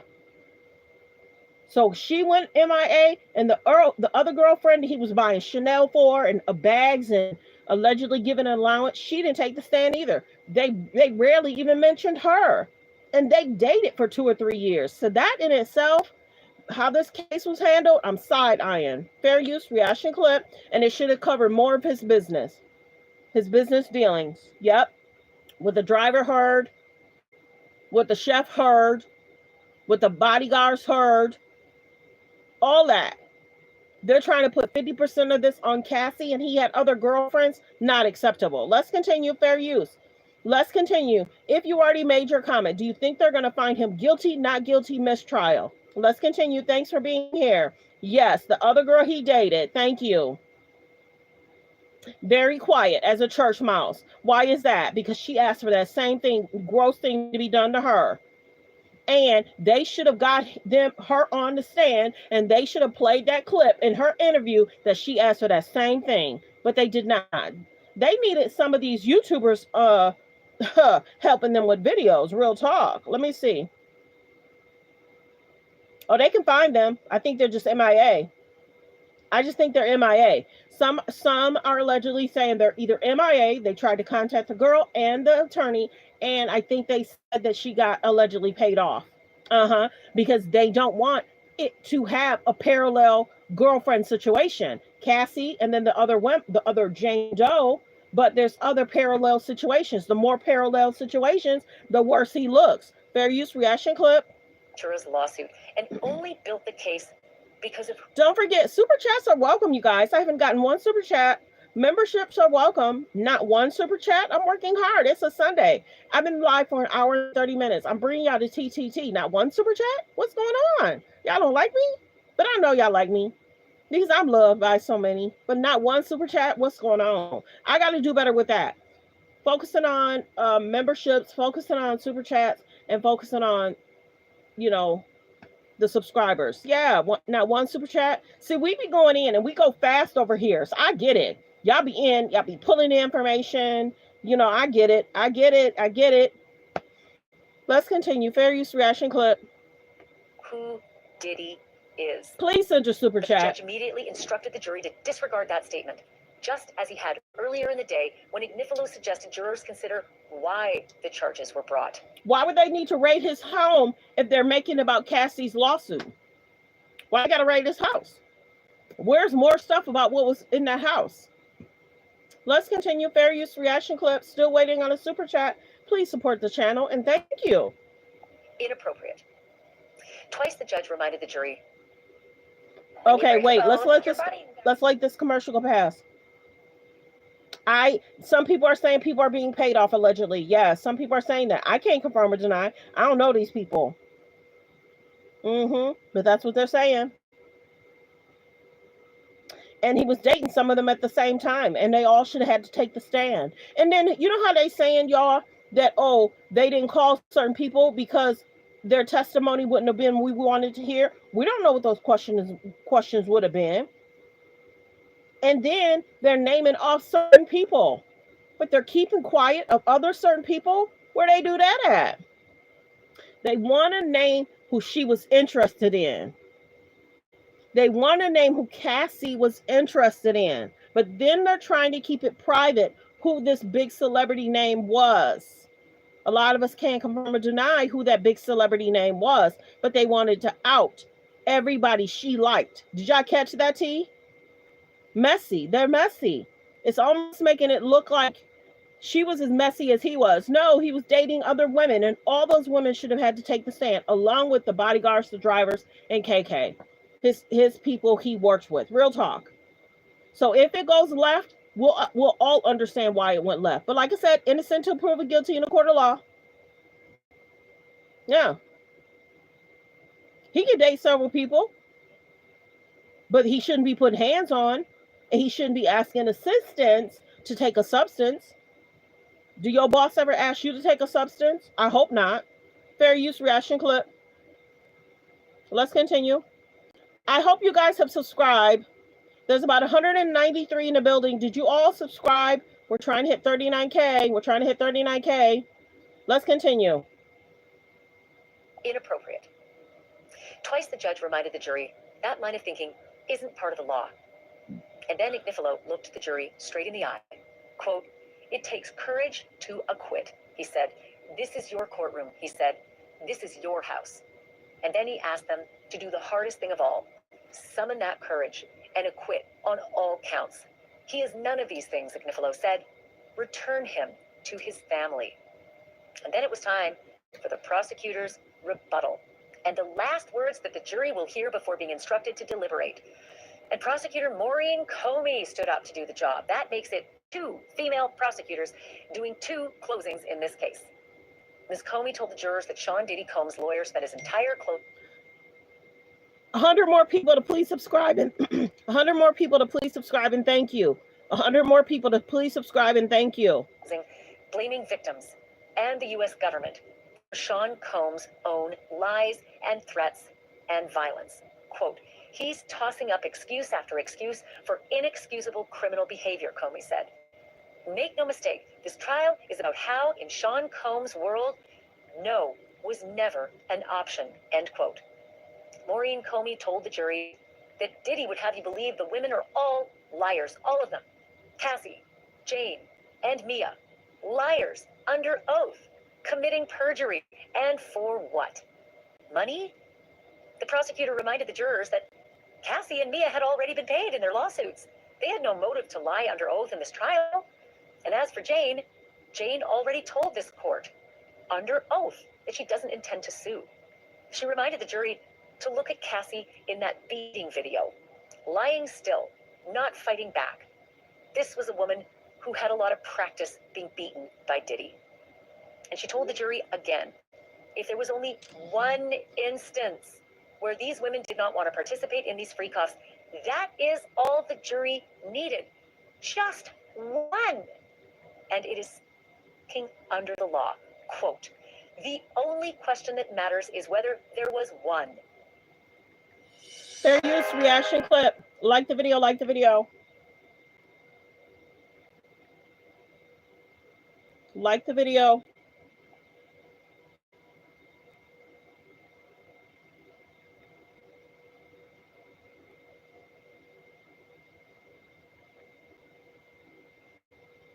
Thursday.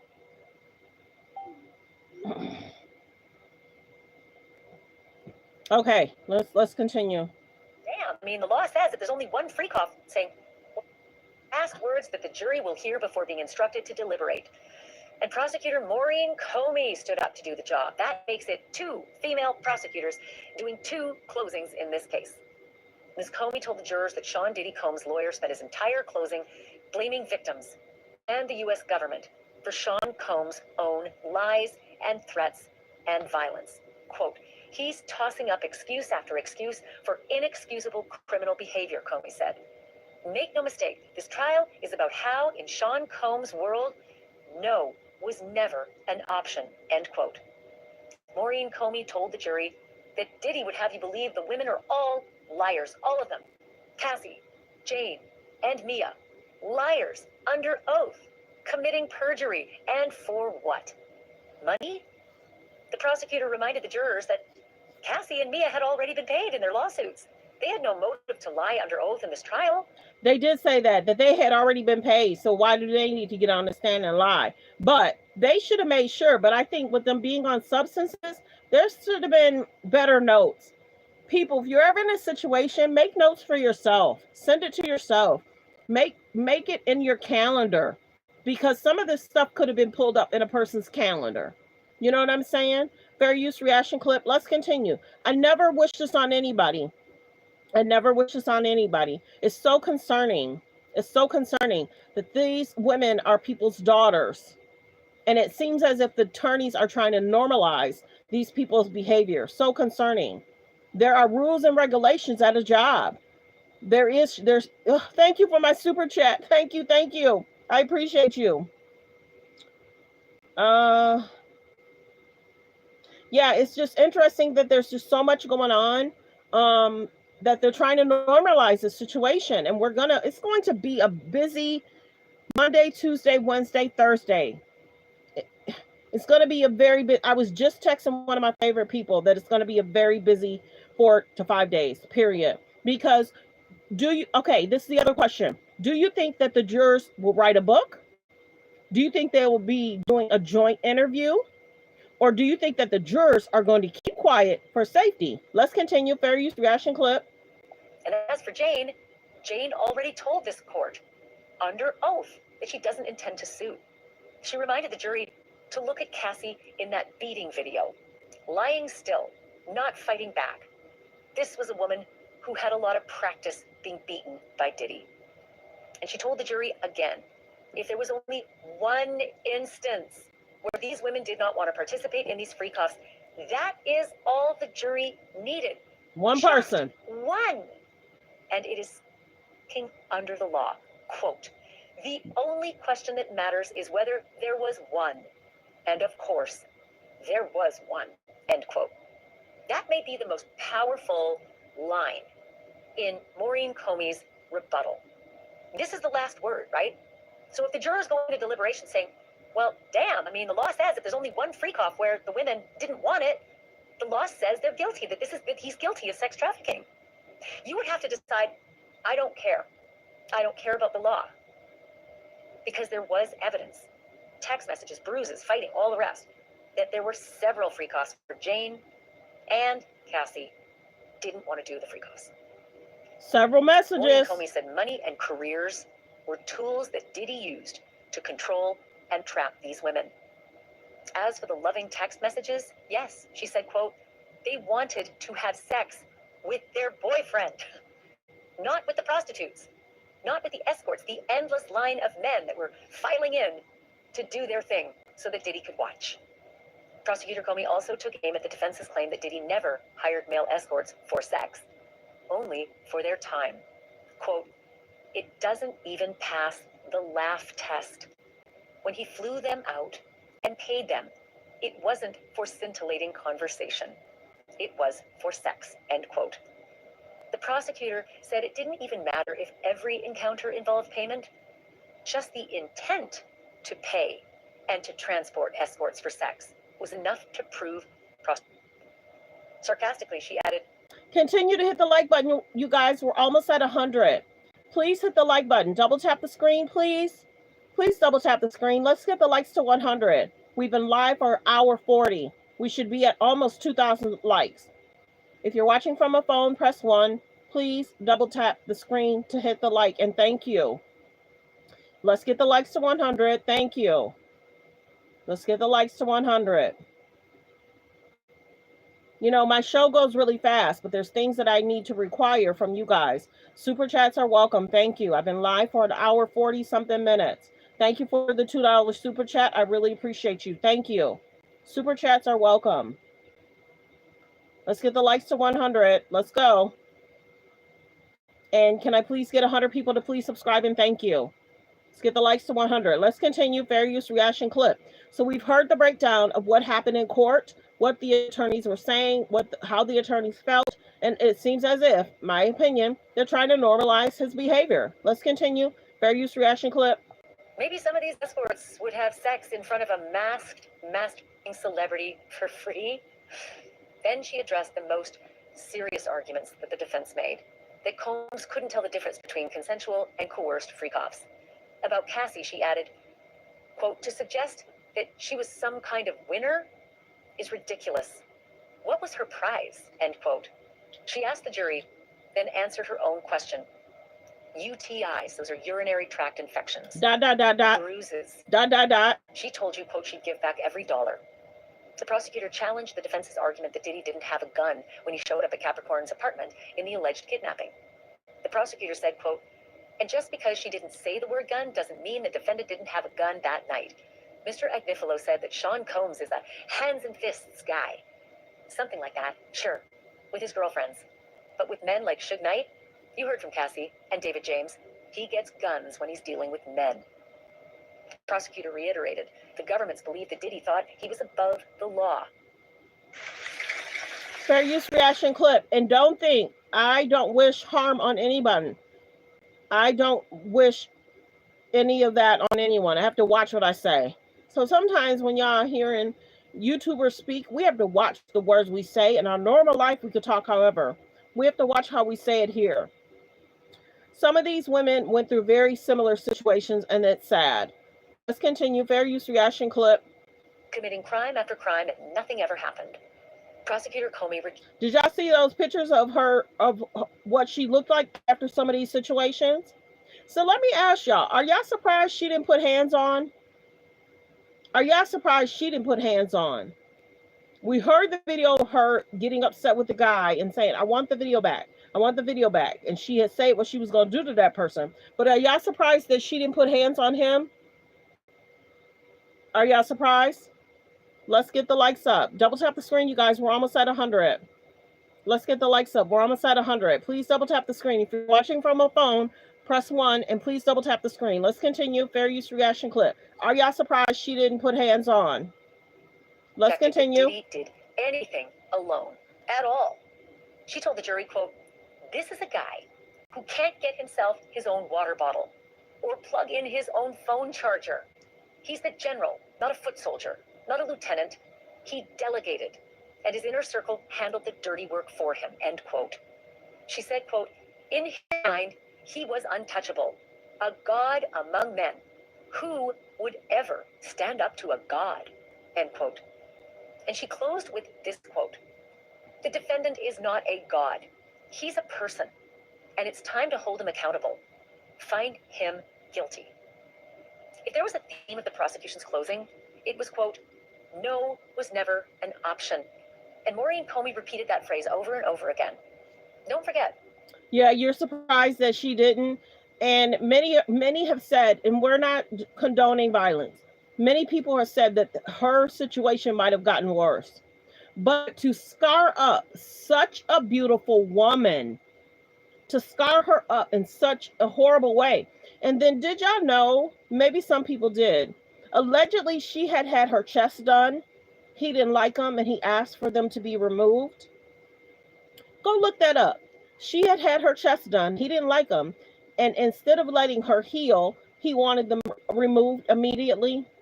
Fair use reaction clip. So I'm going to ask again, do you think he'll be found guilty? Not guilty. There might be a new group of people in here. If I can please get 100 people to please subscribe and thank you. We're almost at 39K. 100 people to please subscribe. Please subscribe. We're almost at 39K. Guilty, not guilty, or a mistrial? Let me know in the comments. More new people are coming in. The prosecutors get a rebuttal argument, the last word, a final bite of the apple, because they have the burden of proof. Guilty, not guilty, mistrial. Today on the News Nation show Banfield, I spoke with two people who were in the courtroom for all of this, Armand Wiggins and Emily Hagen, and their reactions. They did a really good job. Armand did a really good job. And the young lady she just mentioned, they did a really good job telling us what was going on in regards to the jurors. You guys, after this case, they're going to be talking about those jurors. Yes, they are. Yes, let me know. Guilty, not guilty, or a mistrial. Let's continue. Fair use reaction clip. To Agnifalo's closings were eye-opening, to say the least. Here's our conversation.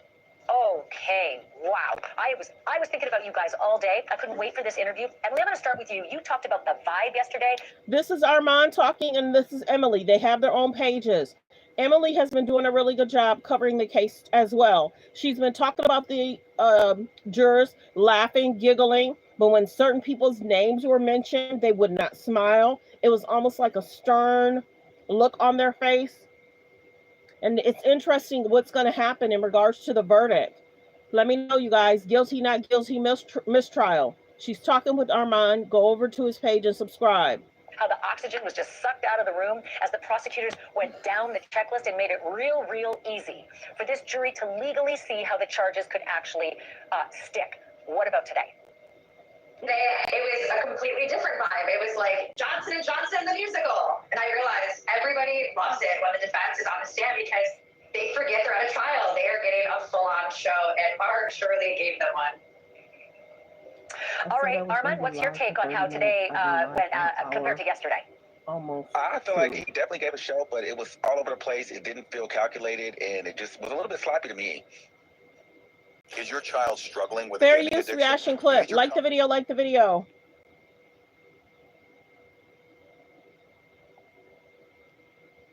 To me. And it real easy for this jury to legally see how the charges could actually stick. What about today? It was a completely different vibe. It was like Johnson & Johnson, the musical. And I realized everybody loves it when the defense is on the stand because they forget they're at a trial. They are getting a full-on show, and Mark surely gave them one. All right, Armand, what's your take on how today went compared to yesterday? I feel like he definitely gave a show, but it was all over the place. It didn't feel calculated, and it just was a little bit sloppy to me. And I actually Emily, I saw a post. I thought so, because I saw a post of yours today where you were walking and drinking something. I don't know what it was. It looked like energy drinks because I think you needed the energy after what you'd been through. But you said he was freelancing. He was just doing this with no notes. Is that real? Is that true? Yes, 100%. And I saw Armand in the hallway. He kind of rebutted a little bit because I thought he was going to be like, this was an amazing performance. And he's like, I didn't like it. I was like, really? Because the whole courtroom, they were moved because I was in the actual courtroom and I could see that he did not have a script. Like he had a little notebook and he was just moving around. And I'm the cuff. It's like an improv show at the ground lanes. And because of that, I think he was able to connect to some of the jurors who were treating it like they were his friend, like nodding and smiling and reacting. And I have not seen jurors react like that to anyone since the court case started. And there was 2 jury members today that were actually showing emotion back to Mark, and he was totally taking advantage of that and leaning into it more. I feel like they were feeding off of each other's energy. So that's interesting. I'm always fascinated, not only in the arguments that are made in closings, but how they land, what the facial expressions are. Although I will tell you, I had a colleague at Court TV years and years ago, Jack Ford, who told me he was sure when he was, up in summations and looking at his jurors that this old lady was smiling at him the whole time and voted against him, So do you guys think that he should have taken the stand? Do you feel that he should have taken the stand? Or do you think when they would have cross-examined him, why did you treat Cassie that way? How did you treat your other girlfriends? Should you be treating women this way? Would you treat any other people this way? Would you want anybody treating your family this way? You gotta be careful what you ask for, because they would have went in. And that's the biggest thing with KK. She should have had to take that stand. How many employees complained? What did you do about it? Did you allow that situation to continue? She should have been able to take the stand. In regards to the driver, what did you overhear? Did you ever see a situation where Cassie got injured? Some of these people should have had to take the stand. Real talk. It's concerning. Can I please get 100 more people to please subscribe and thank you? We're almost at 39K. Can I please get 100 people to subscribe and thank you? We're almost at 39K. It's just concerning. Certain situations. And then you guys got to remember too. Remember how they said they missed a house? How could they miss a house? Was that house under someone else's name? So you can never be entirely certain. That's what I was telling Emily earlier today. Just because they're smiling and laughing does not mean that they won't vote against you. You're right.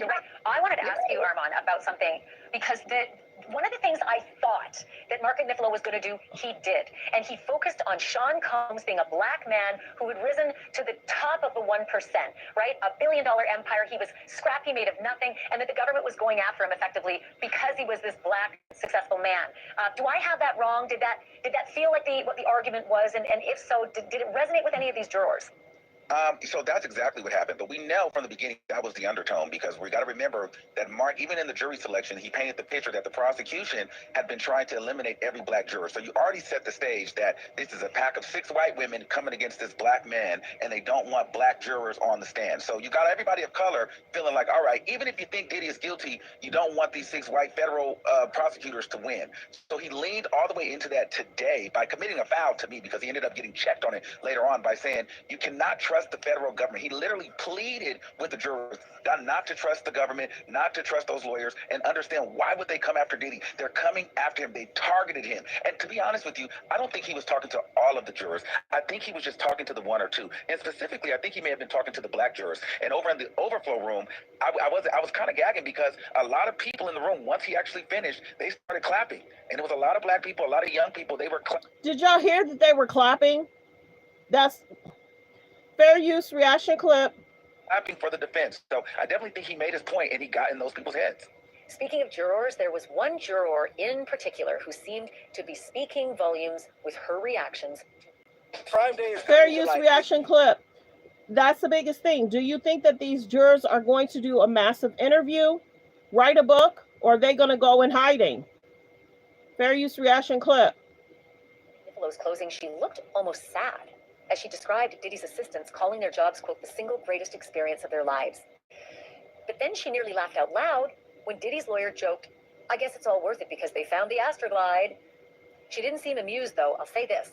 When Agnifilo accused Cassie of being in it for the money, her face turned serious, maybe even disapproving. Still, she smiled at the mention of Cassie, quote, sitting somewhere with 30 million. And again, when Agnifilo mocked Capricorn Clark's constant, it's possible, responses. When he brought up the Bryson Tiller and Usher tracks playing in the background of the Free Cop videos, she nodded and even mouthed, yeah, there was. And when he said the whole case was jealousy over a yacht, she nodded again, mouthing something that court watchers couldn't catch, but she definitely seemed more receptive to criticism of Jane than criticism of Cassie. Later during the government's rebuttal, she laughed at the masked master celebrity line. And when the prosecutor said, wait, let me go back. Her face turned serious, maybe even disapproving. Still, she smiled at the mention of Cassie, quote, sitting somewhere with 30 million. And again, when Ignifilo mocked Capricorn Clark's constant, it's possible, responses. When he brought up the Bryson Tiller and Usher tracks playing in the background of the Freak Off videos, she nodded and even mouthed, yeah, there was. And when he said the whole case was jealousy over a yacht, she nodded again, mouthing something that court watchers couldn't catch, but she definitely seemed more receptive to criticism of Jane than criticism of Cassie. Later during the government's rebuttal, she laughed at the masked master celebrity line. And when the prosecutor said, who would ever stand up to a... Yeah, you guys, if you missed his apology, I reposted that this morning, and I had asked, is the attorneys trying to normalize his behavior? I reposted the apology this morning, if you missed it. I did quite a few shorts that's talking about people that are possible narcissistic. I'm not saying he is, because I'm not a doctor. I don't know this man, but yeah, I posted a lot of shorts this morning, talk about narcissism and poor relationships. Fair use reaction clip. And will we ever hear from the person that should have took the stand and went MIA? Or are they going to be quiet? Let's continue fair use. And are you guys surprised in regards to the jurors' reactions, actions? Will the jurors write a book, do an interview together, or keep quiet? Let's continue fair use reaction clip. God. The juror nodded slowly and solemnly. Jurors in Diddy's trial have been sent home now for the weekend after all the closing arguments wrapped up. Also, do you think that the jurors are really looking at the news? And let me say this. The jurors went home Friday, right? Do you think that the jurors are going to be around family and families talking about it? And then they can't say, hey, don't talk about it because I'm a juror. So do you think they have to constantly remove themselves? Do you think that a juror will have one thought on a Friday and then have a different thought on a Monday because they was around friends and family? Possible, because you can't say you're a part of the jury. And are any of these people taking public transportation and people are on the bus talking about it? It pops on in their car and they have to change. You know what I'm saying? What can you do if everybody's talking about it around your family and friends? Let's continue fair use reaction clip. Can I please get a 40 more people to hit the like button?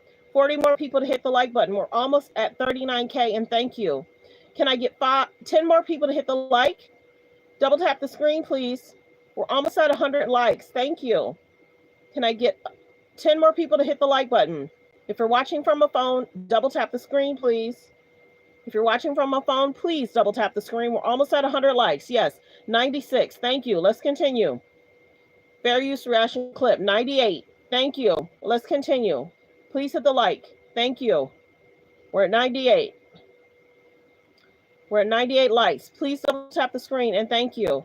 And if you already subscribed, thank you. If you already hit the like, thank you. Thank you. We finally hit 100 likes after almost 2 hours. Let's continue. Fair use reaction clip. Friday afternoon. The judge is expected to give the jurors instructions when they return on Monday, and then they begin deciding whether that rapper should be convicted on charges of racketeering, conspiracy, and transportation to engage in prostitution or not.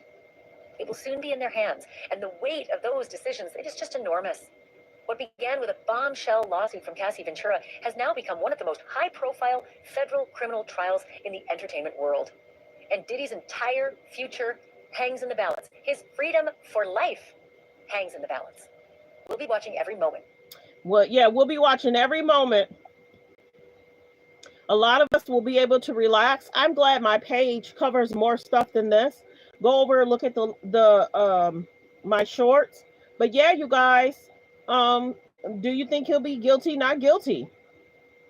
Is the big question. More people are coming in. Do you think he'll be found guilty, not guilty, or if there'll be a mistrial? Let me know in the comments. I hope you guys enjoyed the show. It's a Sunday. I've been live for 2 hours almost. I did not expect to be live this long. I thought 30 minutes, but I've been live for 2 hours. Super chats are welcome and thank you. Super chats are welcome and thank you. I literally thought I was going to do 30 minutes and I've been live for 2 hours. But I wanted to make sure you guys knew what was happening in court and what was being said in court. It's so important to fulfill and help you guys understand what's been happening. Some people are giving you, good information. Some people are giving misinformation. We pulled the information from the news. That way it's proper information. But I hope you guys appreciated it. Wow. Yesterday was a busy day, so I really planned on just chilling today. But when I heard her talk about what was happening in court, I had to bring it to you. Yes, I had to bring it to you because I was like, people need to understand what's happening in court, what the attorneys are saying to the people in the courtroom. It was important. You know what I mean? Wow. Yeah, 2 hours. Okay. Focus on healthy, safe relationships. Be around people that's loving, kind, and respectful. Period. He's innocent till proven guilty in a court of law. I have to say it. Copyright disclaimer: under Section 107 of the Copyright Act of 1976, allowance is made for fair use for purposes such as criticism, comments, news reporting, teaching, scholarships, and research. Fair use is use permitted by a copyright statute that might otherwise be infringing. All comments are alleged, in our opinion, and for entertainment purposes only. You guys, we will see what happens Monday, Tuesday, or Wednesday. Do you think that they did not do a good job in trying to prove what they were charging him for? That's the big question. Did anybody drop the ball? That's another big question. Anybody drop the ball? Are you happy how Diddy's attorneys are doing? Many people feel that they're doing really well. Do you feel that the judge is doing a good job? Do you feel that the judge is doing a good job? Whew, you guys. 2 hours. I am shocked I made it. So that means I have to rest the rest of the day because Monday, Tuesday, and Wednesday are going to be very busy days. Very busy. Are you guys surprised that Aubrey O'Day spoke out? Are you guys surprised that Aubrey O'Day spoke out? Do you agree, disagree? Lots going on, y'all. Yeah. Lots going on. Do you think that they'll find him guilty of some charges and not others? Well, we don't really listen to the ones that be fake lying about stuff. But yeah, let's see. Hold on, because this was 5 minutes. I'm gonna play this one because I really like how they cover the trial. Gotta bring you something else. Jack Ford, who bring in Armon Wiggins and Emily Hagen, two reporters who were in Diddy's federal trial today, taking in every moment. Okay, wow. Let's hear what they have to say about the jurors, because when it's all said and done, people need to know how the jurors were responding and acting. Let's listen in. I was thinking about you guys.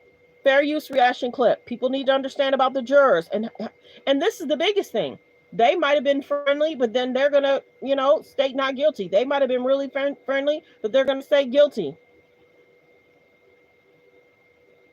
All day. I couldn't wait for this interview. Emily, I'm going to start with you. You talked about the vibe yesterday, how the oxygen was just sucked out of the room as the prosecutors went down the checklist and made it real easy for this jury to legally see how the charges could actually stick. What about today? It was a completely different vibe. It was like Johnson & Johnson. Please support your channel and send in super chats. Please support the channel and send in super chats. Bless the channel today. It's a Sunday. Does anybody else want to make a donation to the channel and thank you? Thank you. Let's continue fair use. In the musical, and I realized everybody loves it when the defense is on the stand because they forget they're at a trial. They are getting a full-on show, and Mark surely gave them one. All right, Armand, what's your take on how today went compared to yesterday? I feel like he definitely gave a show, but it was all over the place. It didn't feel calculated, and it just was a little bit sloppy to me. And I actually, Emily, I saw a post. I thought so, because I saw a post of yours today where you were walking and drinking something. I don't know what it was. It looked like energy drinks because I think you needed the energy after what you'd been through. But you said he was freelancing. He was just doing this with no notes. Is that real? Is that true? Yes, 100%. And I saw him on the hallway. We kind of rebutted a little bit because I thought he was going to be like, this is an amazing performance. And he's like, I didn't like it. I was like, really? Because the whole courtroom, they were moved because I was in the actual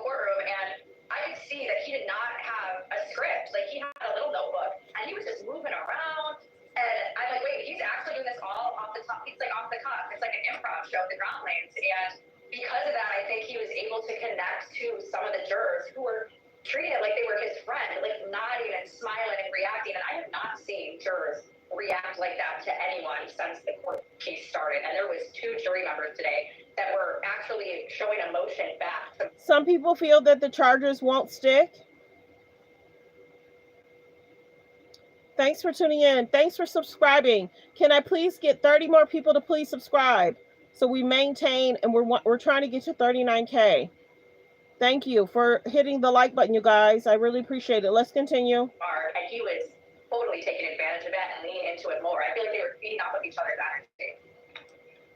So that's interesting. I'm always fascinated, not only in the arguments that are made in closings, but how they land, what the facial expressions are. Although I will tell you, I had a colleague at Court TV years and years ago, Jack Ford, who told me he was sure when he was, up in summations and looking at his jurors that this old lady was smiling at him the whole time and voted against him, So you can never be entirely certain. That's what I was telling Emily earlier today. Just because they're smiling and laughing does not mean that they won't vote against you. You're right. I wanted to ask you, Armand, about something, because one of the things I thought that Mark Agnifilo was going to do, he did. And he focused on Sean Combs being a black man who had risen to the top of the 1%, right? $1 billion empire. He was scrappy, made of nothing, and that the government was going after him effectively because he was this black, successful man.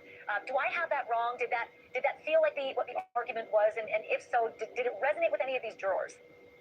So that's exactly what happened. But we know from the beginning that was the undertone, because we got to remember that Mark, even in the jury selection, he painted the picture that the prosecution had been trying to eliminate every black juror. So you already set the stage that this is a pack of 6 white women coming against this black man, and they don't want black jurors on the stand. So you got everybody of color feeling like, all right, even if you think Diddy is guilty, you don't want these 6 white federal prosecutors to win. So he leaned all the way into that today by committing a foul to me, because he ended up getting checked on it later on by saying you cannot trust the federal government. He literally pleaded with the jurors not to trust the government, not to trust those lawyers, and understand why would they come after Diddy. They're coming after him. They targeted him. And to be honest with you, I don't think he was talking to all of the jurors. I think he was just talking to the 1 or 2. And specifically, I think he may have been talking to the black jurors. And over in the overflow room, I was kind of gagging, because a lot of people in the room, once he actually finished, they started clapping.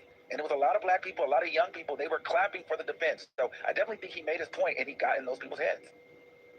The clapping is astounding to me. I'm always amazed. When a plane lands and people clap, I'm astounded, but especially when closings are over. Thank you for watching. Subscribe below and download our news. Fair use reaction clip. Hold on, let me see.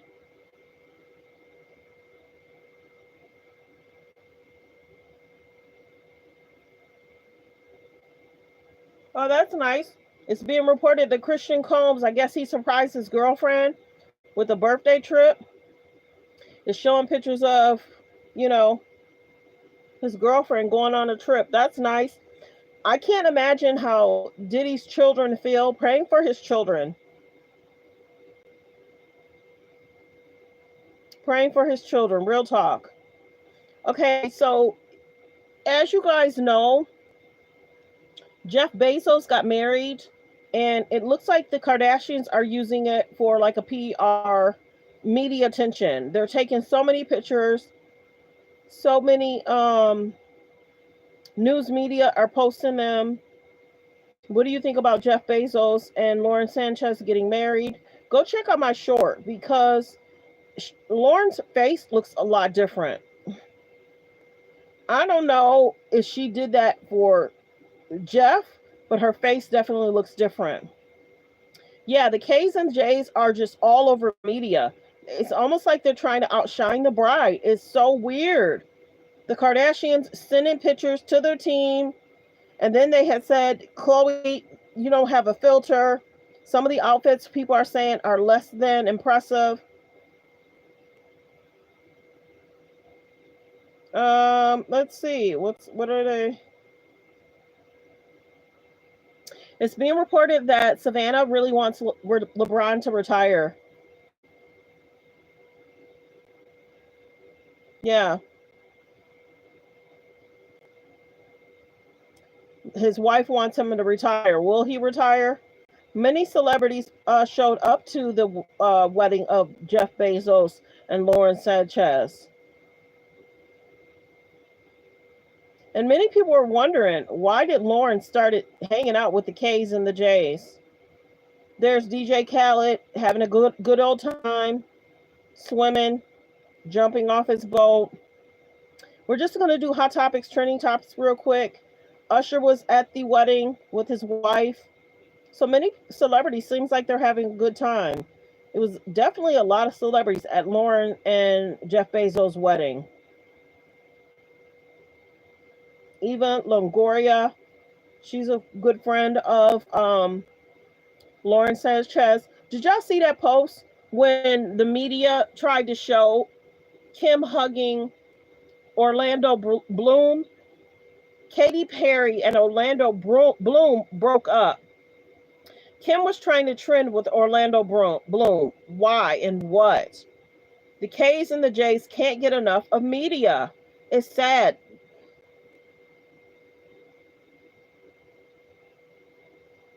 Mothers, teach your daughters different. It's like they're trying to outtrend the bride. Real talk. They're trying to outtrend the bride. Their team is taking a lot of pictures.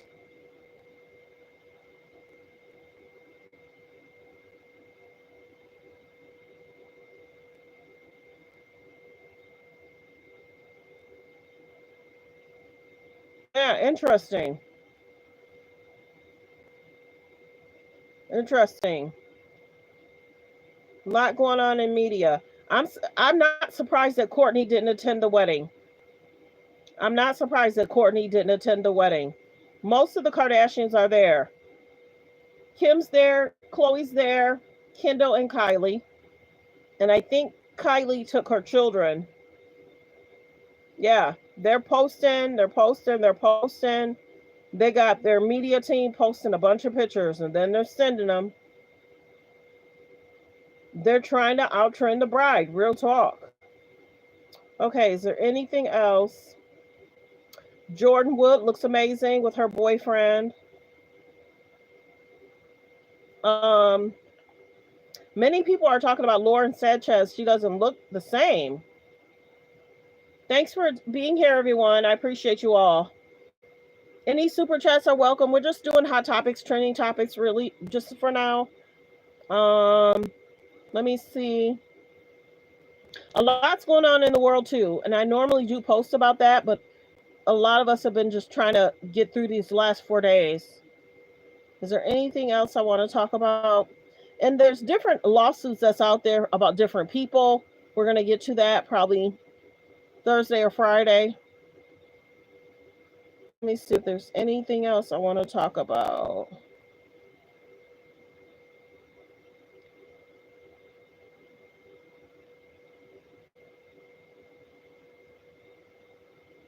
Were you guys surprised about all the celebrities that were at Jeff Bezos and Lauren Sanchez's wedding? Were you surprised? Oh, that was cute. I don't know if you guys saw. Diddy's youngest daughter, who can't be in the courtroom because she's too small, she did a video with one of the twin daughters, and she's saying, "Oh, my hair is just like my sister." So, baby Combs is so cute. That's so cute. And then remember when she sung "Happy Birthday" to her dad? There is a video of Krishan Rock crying because she got emotional with all that she went through. She looks like she was getting her hair done. She was crying. Let me see if there's anything else I want to talk about. Not really. Go check out my shorts. I did do a lot of shorts for you guys. Like I said in the video, you guys can tell me guilty, not guilty, or will there be a mistrial? Guilty, not guilty, will there be a mistrial? Were you guys surprised of how Diddy's attorney spoke? Were you guys surprised about how Diddy's attorney spoke in court? And are Diddy's attorneys trying to normalize his behavior? Because allegedly that's what they're getting paid for. Are they trying to normalize Diddy's behavior?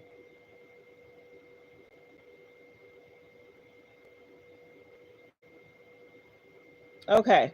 All right, everyone. I've been live for 2 hours and 14 minutes. I'm exhausted.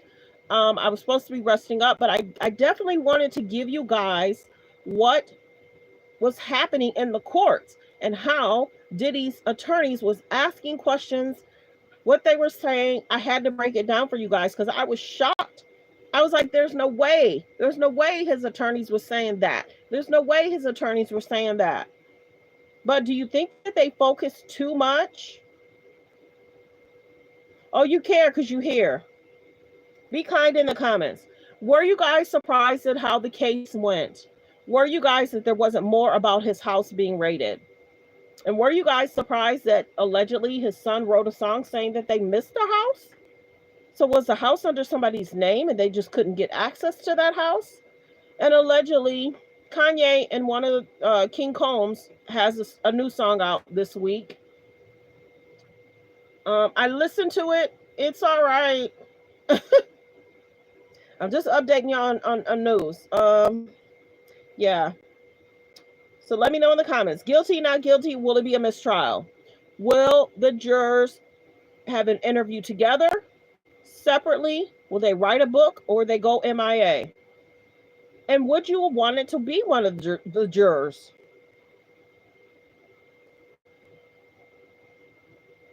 Yeah, I saw the injury on Cassie's eye. Craziness. I saw the pictures of her injuries as well. Why damage allegedly and hurt allegedly a beautiful woman like that? Why?